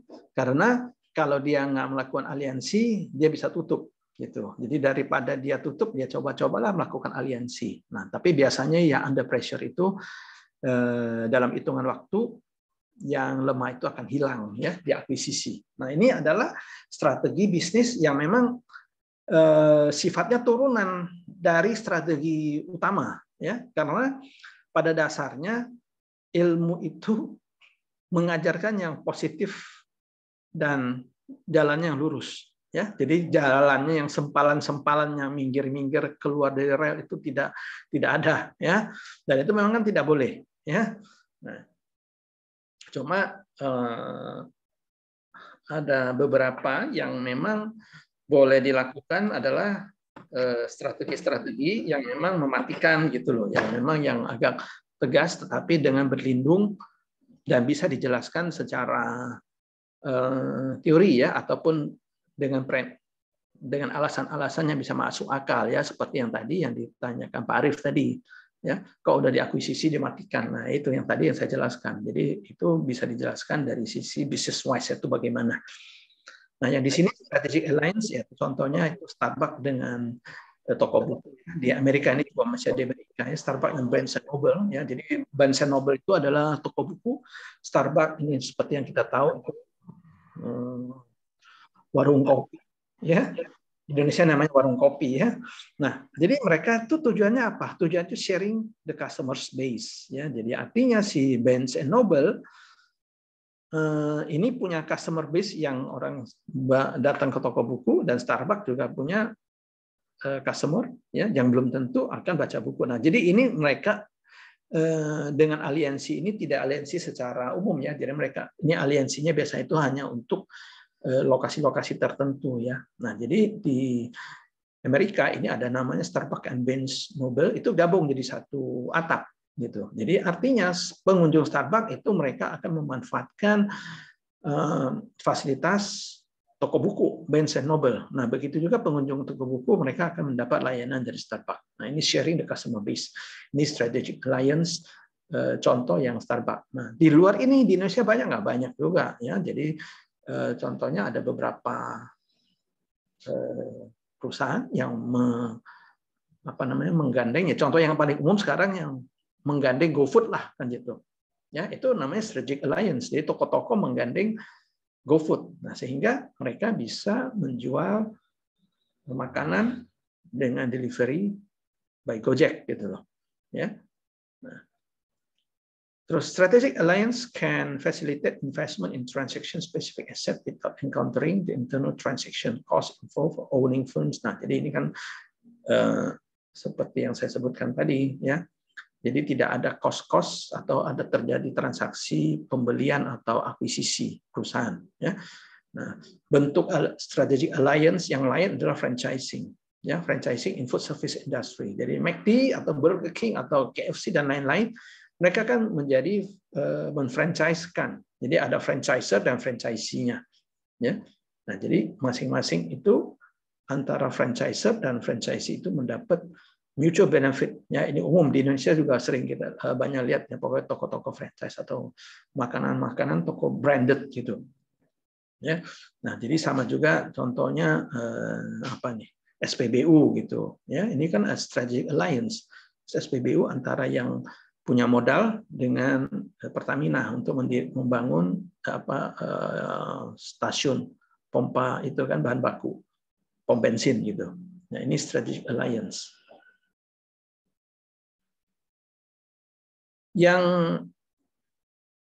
ramai adalah merge and acquisition. Ya, ini yang seperti yang tadi disampaikan bahwa apakah merger dan akuisisi ini murni apa tidak? Ya, kalau tidak murni itu hanya memperkuat posisi perusahaan atau memperkuat hegemoni perusahaan dalam pasar. Jadi yang kecil-kecil akan mati kan gitu. Nah, itu dampak luasnya begitu ya, tetapi secara legal itu tidak bisa diganggu gugat ya. Nah, jadi merger itu dengan akuisisi, kalau merger itu sama-sama bergabung ya, merger dan akuisisi sama-sama bergabung. Cuma merger itu tidak ditelen. Ya, kalau akuisisi itu ditelen. Jadi contohnya ini dari gambar ini, kalau merge ini adalah 2 tambah 2 ini dari nempel tambah besar ya. Jadi contohnya merge itu namanya masih ada sisa kalau merge ya, tapi kalau akuisisi namanya tidak ada sisa lagi. Jadi contohnya ini di dunia yang terbesar, ini merge yang terbesar tahun 2015 itu adalah produk Heinz dan Kraft ya. Jadi muncul produknya dengan Kraft Heinz Company. Nah, ini Kraft itu besar, Heinz besar, ini jadi lebih besar. Ya, ini adalah merge. Nah, akuisisi seperti apa? Akuisisi kalau kita lihat dari gambarnya ini dijelasnya, yang besar makan kecil, ditelan, yang besar telan.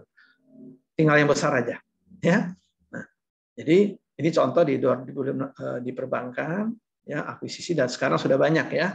Ini ada contoh yang lama ini Bank Bindu diakuisisi oleh bank dari China Construction Bank ya. Seperti di Indonesia banyak sekarang perusahaan diakuisisi oleh perusahaan-perusahaan besar. Nah, tujuannya, jadi dari sisi bisnis, itu tujuannya adalah membuka satu pasar baru yang menunjang, ataupun fasilitas-fasilitas yang ada perusahaan yang di merge itu menunjang ke perusahaan induk ya, yang mengakuisisi. Sedangkan merge bisa juga menggabungkan ya 2 customer base ya, menjadi customer base yang lebih besar. Jadi contohnya merge dari perusahaan apa di Indonesia, misalnya ada ya, kalau Aqua bukan Aqua itu dia beli Fit kalau nggak salah, atau dia merge ya. Jadi contohnya Aqua Fit itu kan di bawah Aqua, gitu, ya.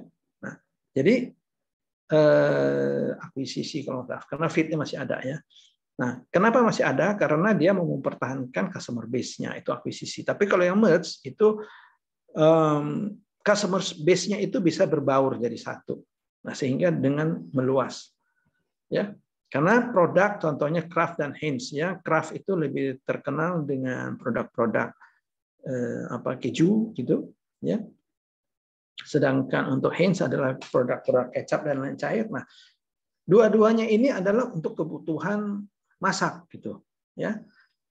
Nah, artinya konsumen ini adalah sama konsumen, cuma pada sebelum di merge mungkin konsumen Kraft dia tidak akan pakai bumbu dapur mereknya Heinz ya, atau juga konsumen Heinz tidak memakai kejunya yang Kraft ya.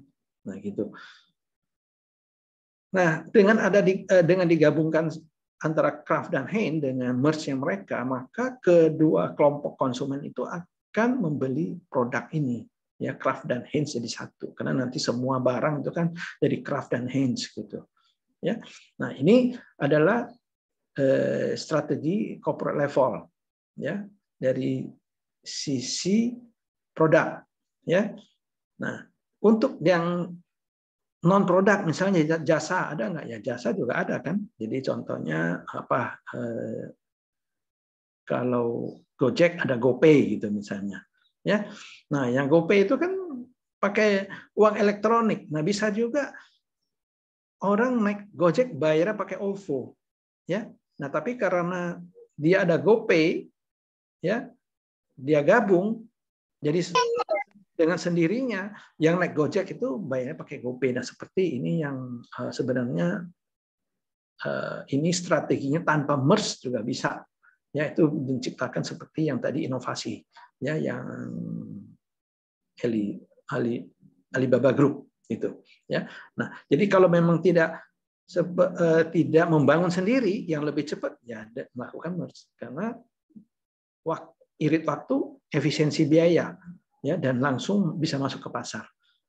Jadi tujuan-tujuan corporate level ya adalah ujung-ujungnya juga sama ya ke pasar, cuma tidak menyentuh langsung ke konsumen secara langsung, tetapi ini adalah komitmen di antara perusahaan dulu ya di level atas ya, beda dengan yang business level.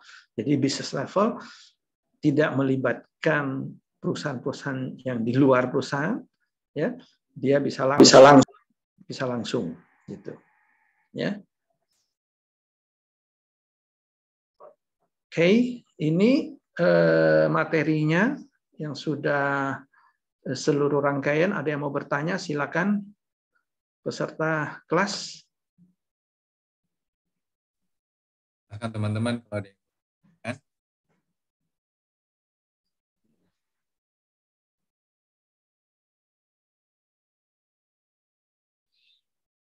Silakan, Bapak-bapak, Ibu-ibu, ada yang mau diskusikan?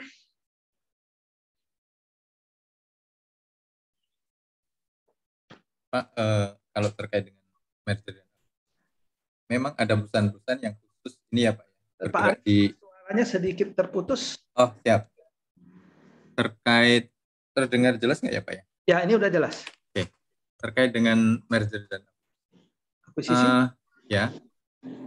Ini Pak, memang ada perusahaan-perusahaan yang khusus mereka itu ini ya Pak ya, menganalisa perusahaan-perusahaan yang bisa di semacam konsultan gitu ya Pak ya. Mereka misalnya perusahaan-perusahaan yang bisa diakuisisi gitu, diperbaiki, dijual lagi gitu ya Pak. Iya, itu pedagang perusahaan ada. Ada ya Pak ya? Ya ada. Jadi itu dengan dalih akuisisi ya, jadi sebenarnya mereka jual beli perusahaan. Gitu. Nah, jadi sebenarnya itu ya strategi juga, tapi sebenarnya dia bukan strategi akuisisi yang dia pakai, itu strategi jual beli perusahaan gitu loh. Ya, cuma karena kalau secara hukum itu ya masuknya akuisisi, karena kan nggak bisa jalur hukumnya kan nggak ada gitu, nggak ada hukum jual beli perusahaan kan nggak ada kan, ya masuk ke akuisisi. Nah setelah dia beli diakuisisi, jadi nggak heran pada saat diakuisisi perusahaan itu memang sama sekali dia bukan bidang yang sama ya, seperti Bapak bilang dia konsultan, cuma dia punya itu kantongnya tebal kan, memang disiapin pun untuk itu.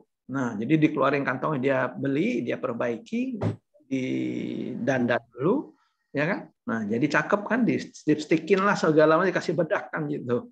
Nah jadi model-model perusahaan seperti itu ya, si pembelinya juga harus mempunyai kompetensi. Kalau pembelinya tidak punya kompetensi ya artinya itu ada obat yang ketergantungan ya, minimal mesti beli obat kelanjutan hidup dari si konsultan. Maaf ya kalau ada di sini konsultan yang model begitu ya. Jadi saya buka-buka sedikit isi perutnya. Ada Saratoga, Pak.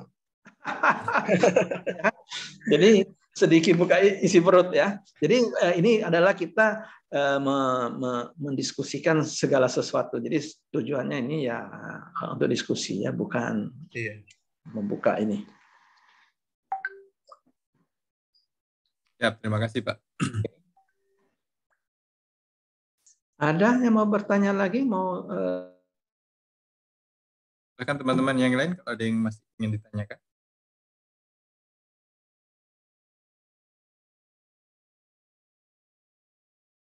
Sisi ya kadang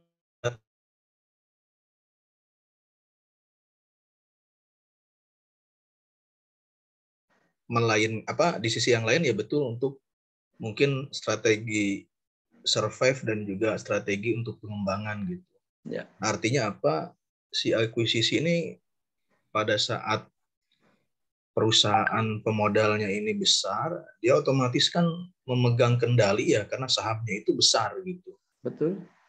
Nah, sehingga bisa jadi ownernya yang lama atau pemilik yang lama itu tidak bisa lagi gitu mengendalikan, akibatnya ya kepentingan-kepentingan ya betul itu yang lainnya itu. Ya contoh kayak Bank Neo itu kan ternyata Jack Ma kan di situ lewat akun lakunya dia mengakuisisi Bank Neo gitu, artinya yang pemilik atau pengendali yang lama itu jadi tidak bergen gitu Pak Jim.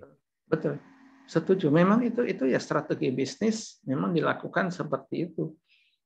Jadi semua strategi itu bisa dilakukan ya. Jadi tanpa merchant akuisisi pun bisa dilakukan seperti itu ya. Jadi contohnya kalau saya sebagai perusahaan supplier, saya tanpa akuisisi pun ya, bisa menguasai perusahaan yang di bawah saya. Jadi misalnya saya ini kejadian ya dulu di perusahaan-perusahaan minyak goreng yang dari kelapa sawit. Nah dulu perkebunan kelapa sawit itu ada asosiasinya, itu menguasai supplier. Nah sehingga asosiasi perkebunan kelapa sawit akhirnya mereka bisa masuk menjadi menjadi pemegang saham di industri minyak sawit. Nah itu sejarahnya. Karena mereka menguasai bahan baku tanpa perlu akuisisi. Nah itu strategi. Nah strateginya banyak. Ya, jadi yang seperti Pak Yandi bilang, bisa nggak ya, benar nggak ya, itu benar itu.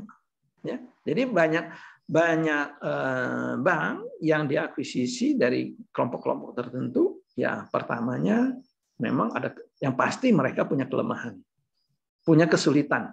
Nah, setiap orang yang tidak punya kesulitan itu sulit untuk diakuisisi. Satu. Nah, kedua atau memang dia merasa ya satu lagi maaf ini bahasanya mungkin ya agak keras ya, serakah saya bilang ya, kita kecil tapi kita serakah dengan pasar yang besar, terus datang orang yang lain, ini saya punya modal nih Bapak kerjain aja, ya udah masuk. Nah di belakang Bapak itu siapa kita nggak tahu. Begitu pasar besar, wah pasar besar Pak nggak bisa tambah modal Pak, oh iya ayo tambah modal, dia tumpahin modal semua, modal kita jadi ciut kan gitu. Nah itulah ya, jadi kita harus naker. Jadi nah ini maka belajar strategi itu kita harus naker yang seperti yang tadi yang ditanyain Ibu tadi ya. Kita harus perhatikan resiko. Jadi bisnis itu tidak ada yang tidak ada resiko. Ya. Nah, kalau misalnya bahasa Inggris bilang itu no freelance, nggak ada yang kasih makan cuma-cuma gitu. Semua yang kasih makan cuma-cuma itu pasti ada maksudnya, walaupun maksudnya belum tentu nggak baik ya, mungkin ada baik. Jadi contohnya ini yang sederhana, kita membantu orang lain ya tujuannya kita berbuat pahala kan gitu. Gitu. Pahala nih. Jadi imbalannya kan pahalanya itu. Nah, ada nggak kita nggak cari pahala, nggak cari pokok, kita kasih aja? Ya nggak ada kan gitu, jarang gitu. Ya. Jadi minimal itu memang ada imbalan. Cuma imbalannya itu positif atau negatif. Nah, kalau yang kena negatif ya kita ambles. Kena yang positif ya kita masih adalah tinggal nama gitu. Sisa-sisa jadi pemegang saham minor kan gitu kan, dipertahankan. Ya. Nah, itu Pak Yandi. Baik. Masih ada yang mau berdiskusi? Jika tidak ada, ini Pak, mohon izin, Pak. Silakan Pak Pujianto. Terkait strategi level, corporate level, serta major dan akuisisi ini, Pak. Akhir-akhir ini kan menyikapi dengan memanfaatkan pasar digital, Pak. Ya. Seperti halnya sekarang Gojek dengan Go-nya, Tokopedia dengan To-nya. Sekarang merchant jadi GoTo, Pak. Ya.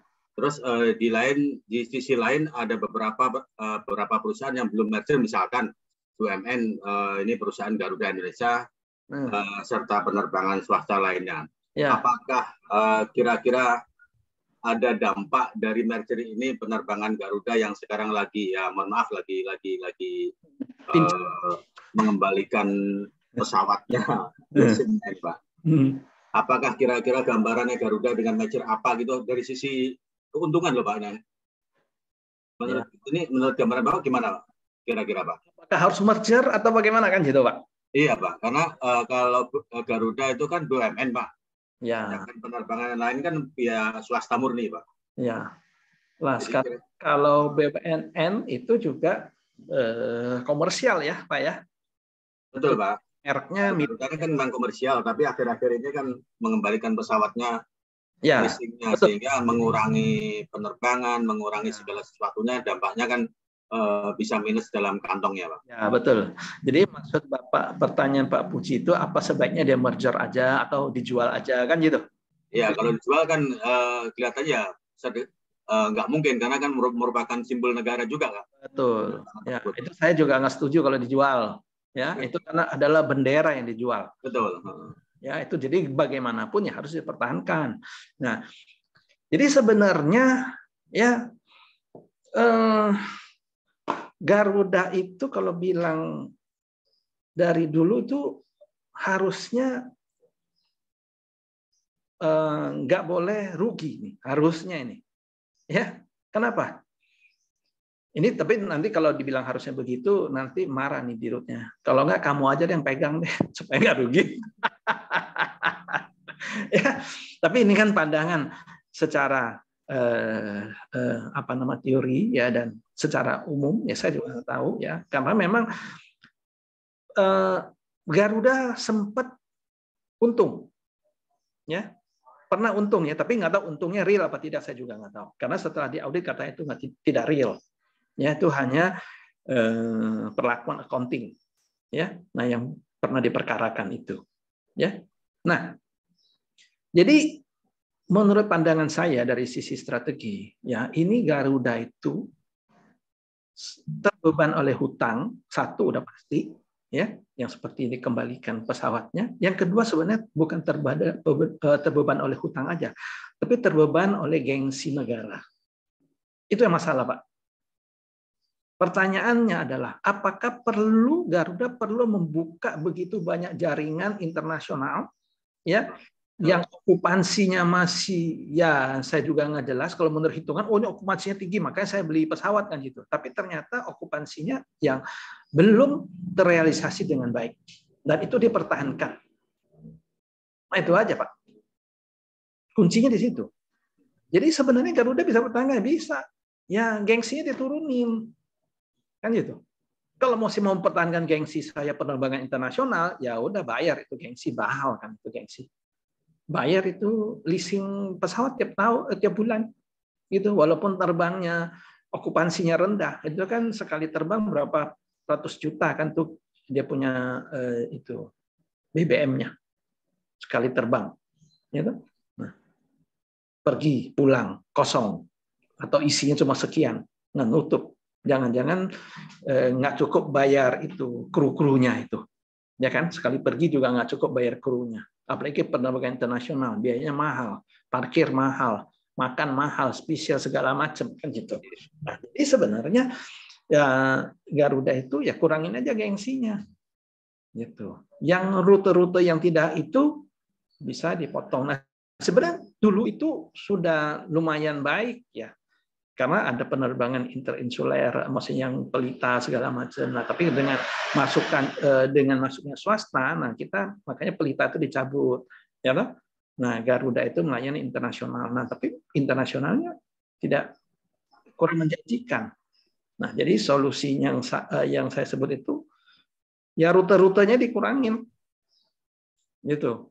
Pertahankan bendera. Jadi hanya menjalankan rute-rute yang memang ya istilah saya itu rute gemuk, itu satu. Dan kedua ya memang harus berani cut cost di dalam internal Garuda, gitu, ya kan?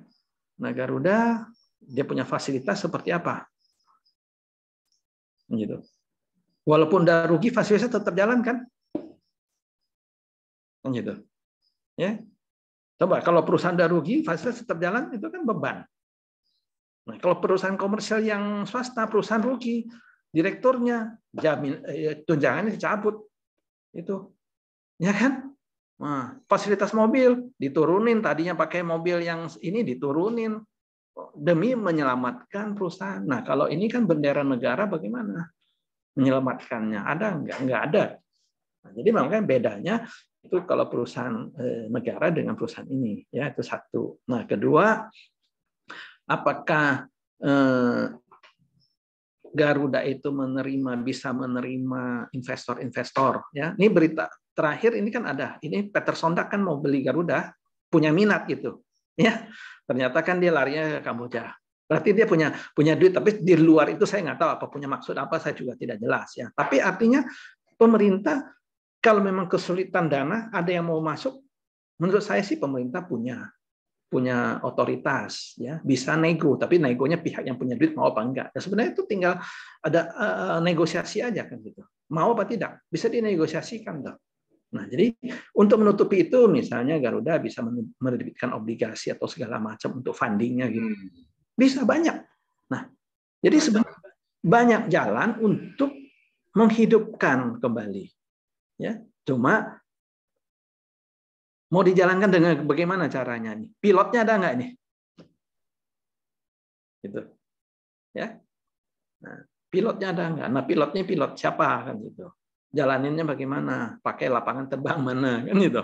Ya, ada kalanya pilotnya nggak mau. Saya nggak mau lah kalau mendaratnya di lapangan kecil gitu. Kan gitu. Maunya saya mau lapangan internasional, ya susah juga kan. Gitu. Nah, jadi ini balik-balik lagi karena ini BUMN, ini kan balik lagi ke menterinya BUMN kan. Nah, Menteri BUMN ini masih bingung, suaranya belum bulat ini. Garuda maunya bagaimana? Gitu? Nah, terbersit nggak tahu itu kan isu aja Garuda mau dijual kan itu atau mau ditutup kan gitu. Ya. Nah, jadi kalau pandangan saya sih sebenarnya Garuda itu tidak boleh ditutup. Itu adalah bendera Indonesia. Itu. Ya. Itu Pak. Atau dari Departemen Perdagangan mau ambil alih itu jadi anak perusahaan di bawah Departemen Perdagangan kan gitu. Ya Departemen kan jadi kalau memang duitnya banyak itu kan bisa itu sebagai salah satu pemegang saham kan gitu. Gitu. Nah, jadi pemegang saham kan banyak. Jadi bukan hanya Departemen Keuangan dari mana, ya dikumpulin itu duit semua. Bayar. Nah, manajemennya itu diperbaiki. Gengsinya diturunin dikit. Pasal dibalikin itu kalau kreditor-kreditornya kalau diajak untuk nego ya menurut saya ya itu tidak ada yang tidak mau. Jadi prinsipnya orang yang sebagai kreditor ya. Pertama memang kalau ditanya boleh nyicil nggak? Ya nggak boleh lah, mana ada orang kasih utang lu boleh nyicil kan itu pasti nggak ada Pak. Ya kan? Tapi kalau misalnya kalau lu nggak mau nyicil nih bangke lu bawa deh gitu. Wah dia mikir kan Pak. Saya bawa pusing juga kan. Ya udah saya nyicil lah sebulan sekian. Gitu? Gitu loh Pak. Nah jadi saya bisa share ya satu filosofi yang baik ini dari seorang pengusaha ya. Ini Bapak, ini semua peserta ya. Kalau Bapak ini sebagai pedagang nih, ya nggak usah jauh-jauh kita buka warung aja gitu, ya. Kalau ada pembeli di warung udah ngutang, terus ngemplang, nggak bayar, besok datang mau beli lagi, kita pasti nggak ngasih kok Pak ya, setuju ya? Ya dong, masa ngemplang gue kasih lagi kan gitu. Besok dia datang, udah ngemplang nih, besok dia datang bawa uang cash, dia beli. Ada yang mau ngasih, ada yang nggak mau ngasih kan, karena kesel kan. Udah saya nggak mau jual ke lu tukang ngemplang, lu pergi cari toko yang lain kan. Walaupun bawa cash. Nah ini ada satu pengusaha yang memang benar-benar saya sempat debat, saya juga aneh gitu. Nah dia kasih tahu, kalau saya jual karena dibawa cash, saya nggak pusing gitu. Dari cash itu saya dapat untung. Nah dia ngemplang saya 10. Sekali jual saya untung 10. 10 kali saya jual, ngemplangnya kembali saya. Berarti utangnya sudah lunas. Itu filosofinya luar biasa. Gitu loh. Nah jadi filosofi seperti itu ini memang tidak dalam teori, tidak ada ya. Nah itu dari praktek-praktek. Nah itu yang membuat kita adalah berpikir dengan think beyond, ya, dengan akal-akal sehat logika kita yang berjalan. Gitu loh. Oke,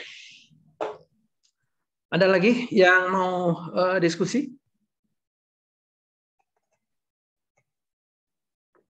Pak Jin, mau izin Pak.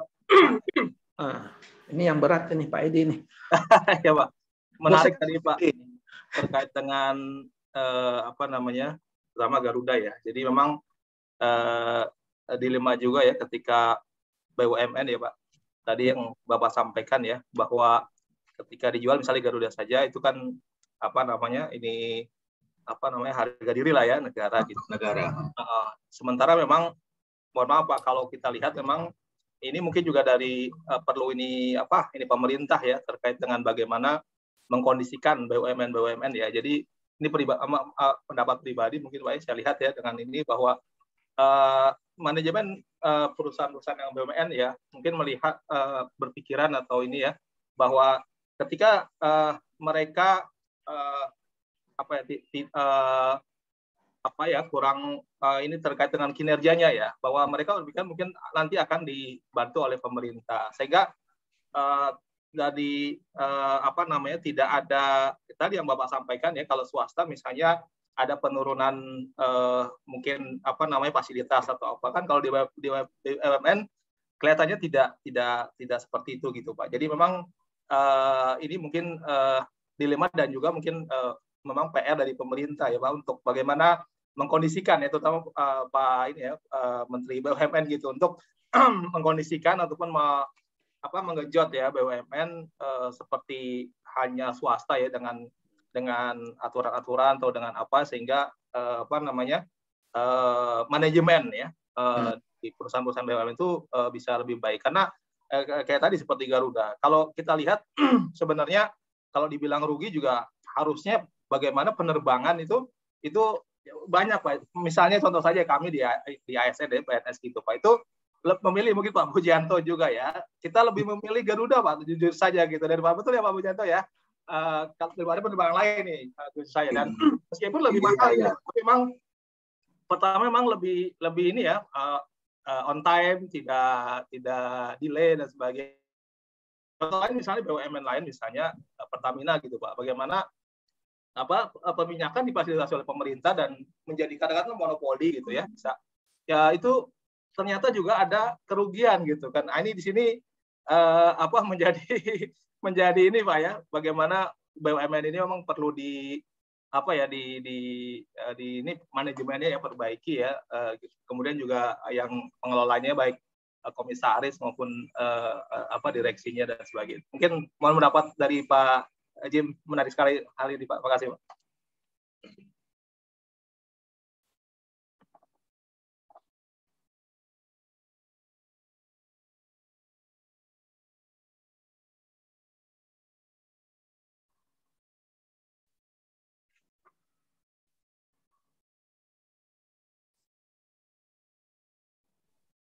Putus mungkin ya Pak Jim.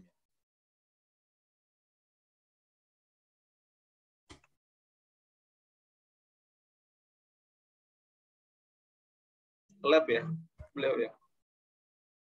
Berat soal Pak Edi nanya nih, berat. Iya, beliau kelempar. Nanti kalau Pak Edi masuk lagi, diulang lagi Pak Edi ya. Kaget sama Pak Edi. Ya, shock ya. Tambah berat ntar kalau diulang lagi. Bu Desi yang biasanya nyatet ini tolong ini ya, rekam ya. Diulang. Coba Pak Ketua didorong dulu Pak Ketua. Dorong sedikit, dorong. Makanya Pak Edi kalau ngasih pertanyaan jangan panjang-panjang. Jadi keluar. Silakan Pak Jim, terputus kayaknya tadi ya Pak Jim. Terputus ya sepertinya. Ya karena panjang Pak Edi punya pasar Garuda. Coba Ibu Kairuni didorong lagi Bu. Didorong kemana nih? Aduh. Kakak ketua. Coba Runi didorong. Karena dari awal dosennya bilang Pak Edi nih yang berat nih. Benar. Benar. Itu cara didorong ke Belitung dulu lah. Ayo, Mbak Elsa, ayo ke Belitung. Bu Desi, ulang tahunnya di Belitung aja. Mas Bro bukan Indramayu, Mas Bro. Indramayu mah banyak, nggak besar. Wah, saya ulang tahun di Belitung, Bu Runi ya yang Pak Lutfi nggak jauh dah, Pak Lutfi. Pak Jim sudah gabung lagi, Pak. Silakan Pak Jim. Lempar tadi. Tadi jaringannya tiba-tiba putus, ini masuk lagi ya. Jadi silakan Pak. Tanggapan ke Pak Edi apa ini? Ya kan? Ya Pak. Itu tadi pendapat saya Pak ya, dan sebenarnya pendapat Pak Jim bagaimana? Kalau menurut saya ya memang ini seperti yang saya sebutkan ya, negara ya memang harus menanggung satu harga untuk harga diri satu, ya. Nah, kedua untuk BUMN memang ya selama ini mungkin manajemennya sudah terlena ya dengan setengah gayanya, setengah-setengah, ya. Setengah-setengah dalam arti apa? Pada saat dagang dia komersial, pada saat kinerja gaya institusi pemerintah, gitu. Nah, jadi institusi pemerintah itu kan pelayanan, ya kan? Nah, kalau pelayanan itu pasti cost-nya itu tinggi, ya. Karena pelayanan itu kan bukan profit center ya, itu adalah cost center, gitu. Nah, jadi di sini kalau menurut saya ya pemerintah itu atau BUMN itu harus menentukan langkahnya ini mau jadi cost center atau mau jadi profit center. Kalau mau jadi profit center ya segala-galanya harus konsisten, peraturan semua ya harus cost center, profit center. Jangan separuh-separuh kan gitu. Ya. Nah, jadi kan namanya kan ada bagi untung, nggak ada bagi rugi kan. Gitu. Ada bagi untung aja, jadi nggak ada bagi rugi. Memang ya kita nggak bisa bebankan kerugian pada manajemen. Tapi at least itu harus ada punishment seperti apa, ada sanksinya seperti apa, gitu. Dan ada konsekuensi yang harus diambil. Nah, jadi ini kan konsekuensi mau untung rugi, nggak ada konsekuensi, toh sama aja, jalan terus kan gitu. Ya, nah jadi apakah itu menjadi satu kelebihan ya BUMN ya melakukan aktivitas ya mau untung mau rugi itu tidak masalah karena ada pemerintah seperti Pak Edi bilang ini ada pemerintah yang backup kok ini kita beres gitu pokoknya gitu. Nah, tapi ini masalahnya ini memang menarik untuk ya kalau bisa diseminarkan bagus ini. Ya kan? Dan izin Pak, tadi kata kuncinya yang mau bilang Pak ya. Jadi setengah-setengah Pak ya antara harusnya profit ya oriented yang sebagaimana swasta gitu Pak kan jelas ya Pak itunya Pak. Nah, ini kan masalahnya memang terkait dengan tadi bahwa bilang pelayanan ya di pemerintah. Nah, itu jadi mungkin menurut saya manajemen menjadi apa ya Pak ambigu atau jadi setengah-setengah ini gitu Pak ya. Ya jadi giliran untung ya bagi untung, giliran rugi bagi pelayanan kan gitu. Iya itu Pak mungkin itu. Kan. Nah ini contoh satu tapi saya belum tahu nih karena baru tahun pertama ya Pak ya itu Pertamina kan. Contoh ya Pertamina. Nah ini di luar figurnya Ahok lah. Figur komisarisnya itu, ya. Nah, apakah ini memang akan berlanjut terus Pertamina punya kinerja seperti itu atau tidak? Saya juga tidak tahu, ya. Karena seperti Garuda pada waktu itu sempat mencatat satu keuntungan. Nah, setelah ditelusuri, memang ya ada accounting treatment yang membuat mereka dicatat sebagai untung. Padahal itu tidak real kan gitu. Ya, real apa nggak real saya juga nggak tahu. Ini memang ini ke dalamnya ini yang masalahnya. Ya, tapi kalau minimal kalau ada untung posisi kan bagi untung dulu kan. Itu masalahnya.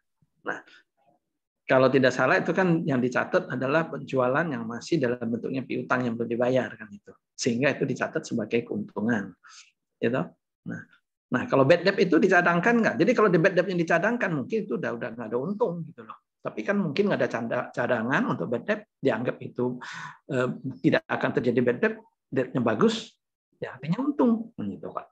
Nah jadi ini memang kembali lagi, ya satu tadi pelayanan dan komersial, ya kedua yang berikutnya adalah profesionalisme dari si manajemen itu, benar-benar nggak mereka sebagai manajemen yang profesional. Kalau menurut saya manajemen profesional itu ya tidak, ini tanda kutipnya akal-akalan gitu loh, tidak mengakali gitu, ya kan? Walaupun ya itu legal itu tidak salah, pencatatan itu tidak salah, ya. Tapi ada sedikit sifatnya yang sifatnya akal-akalan, gitu, supaya kelihatannya manis. Jadi namanya window dressing kan, di accounting itu namanya. Ya ada window dressingnya. Nah jadi idealnya tidak boleh window dressing. Gitu. Harus menjalankan semua prinsip berdasarkan resikonya apa, gain and risk-nya seperti apa. Jadi manajemen keuangannya, prinsip manajemen keuangan harus dijalankan secara presisi lah. Gitu. Itu Pak. Ya, ini pendapat saya nih Pak Edi. Iya. Tapi sedikit bahaya nih, ya. Gitu. Kalau diungkapkan marah kan? Iya. Nah, kalau dihargai, oke, mari diundang untuk berdiskusi, lumayan kan gitu. Tapi kalau diundang dipanggil polisi ini, kamu ngaco. Nino ya Pak ya.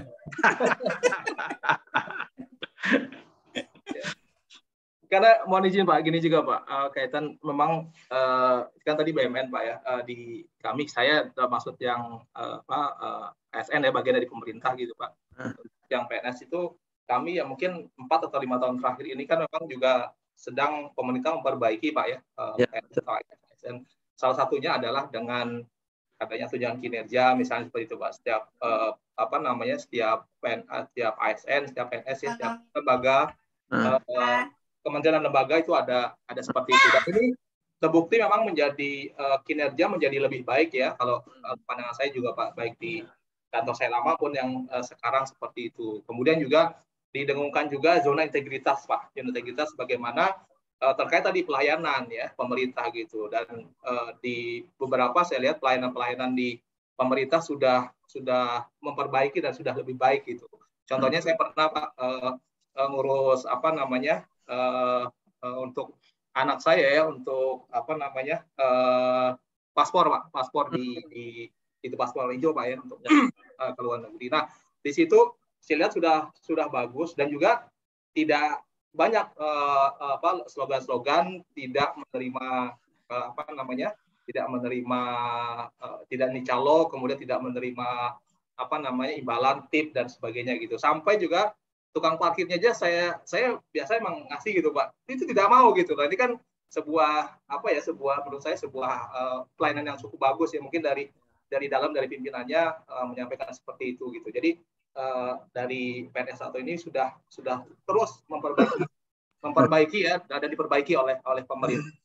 Nah ini BUMN-nya mungkin Pak yang mungkin perlu tadi ya, yang sebagian Bapak sampaikan perlu mengambil posisi atau memperbaiki kinerja terutama di manajemennya. Mungkin itu Pak, sedikit Pak. BUMN dengan ASN itu kalau menurut saya karakternya beda Pak ya. Alamnya beda. Jadi kalau BUMN ya, jadi ini contohnya tadi Pak, yang tadi Bapak bilang itu pengurusan paspor kan gitu ya. Nah, kalau pengurusan paspor itu kalau saya identikkan dengan strategi, ya, mereka itu adalah business level. Ya. Kalau BUMN itu mereka corporate level. Gitu. Ya. Kenapa? Jadi kalau yang tadi paspor, yang mereka berhubungan adalah dengan masyarakat langsung. Ya. Nah itu lebih rawan. Sehingga itu mereka akan penerapannya lebih masif lah, lebih saklek lah kan gitu Pak. Ya. Tapi kalau untuk yang BUMN, ya itu akan sedikit lebih tertutup, gitu. Karena bukan pelayanan umum Pak. Karena mereka bisnis, ya, mereka lakukan strategi. Jadi apabila ada sesuatu yang menyentuh ke arah yang sensitif, itu akan larinya itu adalah strategi bisnis. Ujung-ujungnya itu adalah wilayah tertutup dan tidak bisa dibuka. Itu Pak. Nah, jadi untuk wilayah seperti itu yang dituntut apa? Yang dituntut adalah profesionalisme si manajemennya sendiri.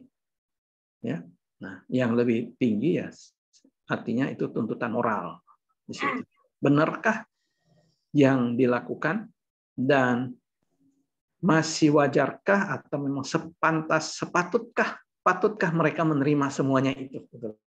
Kalau tidak patut ya udah jangan terima kan gitu. Ya. Nah, jadi artinya kalau misalnya perusahaan masih rugi nih, wah saya masih dapat tunjangan untuk naik Mercedes dengan BBM sebulan 300 liter BBM. Nah, namanya udah nggak aktif, hari-harian udah di rumah masih terima BBM 300 liter sehari, kemana aja kan nggak, harusnya kan dikurangin kan gitu. Nah ini maksudnya profesionalisme itu yang perlu di itu. Nah, itu. Jadi saya contoh kecil itu kan berapalah cuma 150 liter dikali-kaliin juga Garuda tetap bangkrut kan gitu. Itu bukan bangkrut, tetap rugi kan gitu kan. Nah, tetapi itu secara mikro. Tapi kalau secara makro, Garuda ada berapa banyak karyawan, tunjangannya berapa banyak, gitu. Sudah maksudnya bekerja di rumah itu masih dapat tunjangan apa segala macam. Nah, itu coba dikurangin berapa banyak itu. Ya kan bisa menolong satu cicilan mungkin. Ya, 1 bulan gitu. Nah, itu. Jadi maksudnya ini ya perhitungan-perhitungan mikronya lah. Gitu, Pak. Baik, terima kasih Pak Jim. Tadi sih maksud saya sih izin Pak hanya membandingkan bagaimana di pemerintah terus memperbaiki. Pak. Saya melihat kalau saya kan yang di karena ASN ya. Ya, betul. Mungkin BUMN-nya saya belum tahu gitu. Makanya tadi kalau saya setuju sekali bahwa Bapak bilang tadi masih ya dalam kutip ya setengah-setengah gitu Pak. Harusnya mungkin kalau misalnya profit oriented di ini kalau pemerintah misalnya digenjot gitu Pak. Terus kemudian ada tadi ada apa namanya ada punishment ya, tentunya juga ada reward misalnya gitu, reward punishment-nya di ini mungkin Pak ya. Nggak tahu saya maksudnya kalau itu mungkin sudah sudah, tapi belum di apa ya dilaksanakan dengan baik misalnya seperti itu Pak. Itu yang itu ya. BUMN yang masih ada kendala menghadapi itu memang pertama belum masuk komersial murni. Dalam arti mereka masih mengembang, ada tugas-tugas negara yang diselipin di belakang itu. Itu yang jadi masalah. Gitu. Tapi kalau yang udah murni, jadi contohnya perbankan, misalnya Mandiri, oke kok, nggak ada masalah kan, Bank Mandiri BUMN juga, kan gitu. Karena mereka tidak diselipin dengan tujuan-tujuan tertentu, ya. Nah, yang diselipin tujuan-tujuan tertentu yang bermasalah ada, tuh namanya Bank Ekspor Impor ya. Ada kan, Bank BEI itu untuk melayani ekspor impor, itu khususnya itu kayaknya mengemban ada special message, special vehicle untuk pemerintah gitu. Nah itu memang ya jadi kendala itu, jadi sifatnya pelayanan gitu, melayani umum dan melayani negara. Jadi seperti zaman dulu itu bank banyak tuh ada BDN, ada bank Exim segala macam gitu kan. Nah itu bermasalah itu, ya kan. Nah, tapi setelah digabungkan ke Bank Mandiri, oke, mereka bisa jalankan secara profesional. Itu Pak. Jadi intinya ya profesional itu sepanjang kita konsisten kita mau pakai mazhab apa. Jadi kalau kaki kanan dan kaki kiri bertumpu pada dua perahu ya itu memang masalah. Gitu. Oke. Baik, makasih Pak Jim. Kasih. Oke, jadi ini pertemuan kita ini udah selesai, udah 5 kali pertemuan dan tinggal saya nggak tahu minggu depan UAS ya Pak ya, Pak Bapak-bapak? Ya betul Pak. Minggu depan UAS ya. Oke, jadi kalau minggu depan UAS seperti yang lalu, saya akan share nanti di portal kasus UAS-nya ya. Oke, terima kasih. Ambil foto bareng dulu mungkin Pak ya. Boleh sebentar Pak. Baik. Boleh silakan. Oke, mohon dinyalakan kameranya teman-teman. Itu di layar dulu. Satu. Bentar saya. Oh.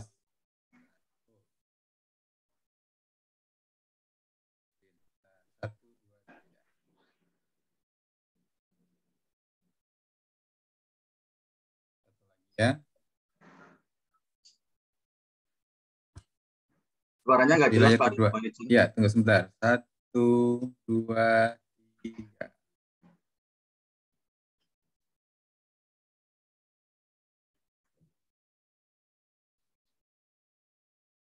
Udah.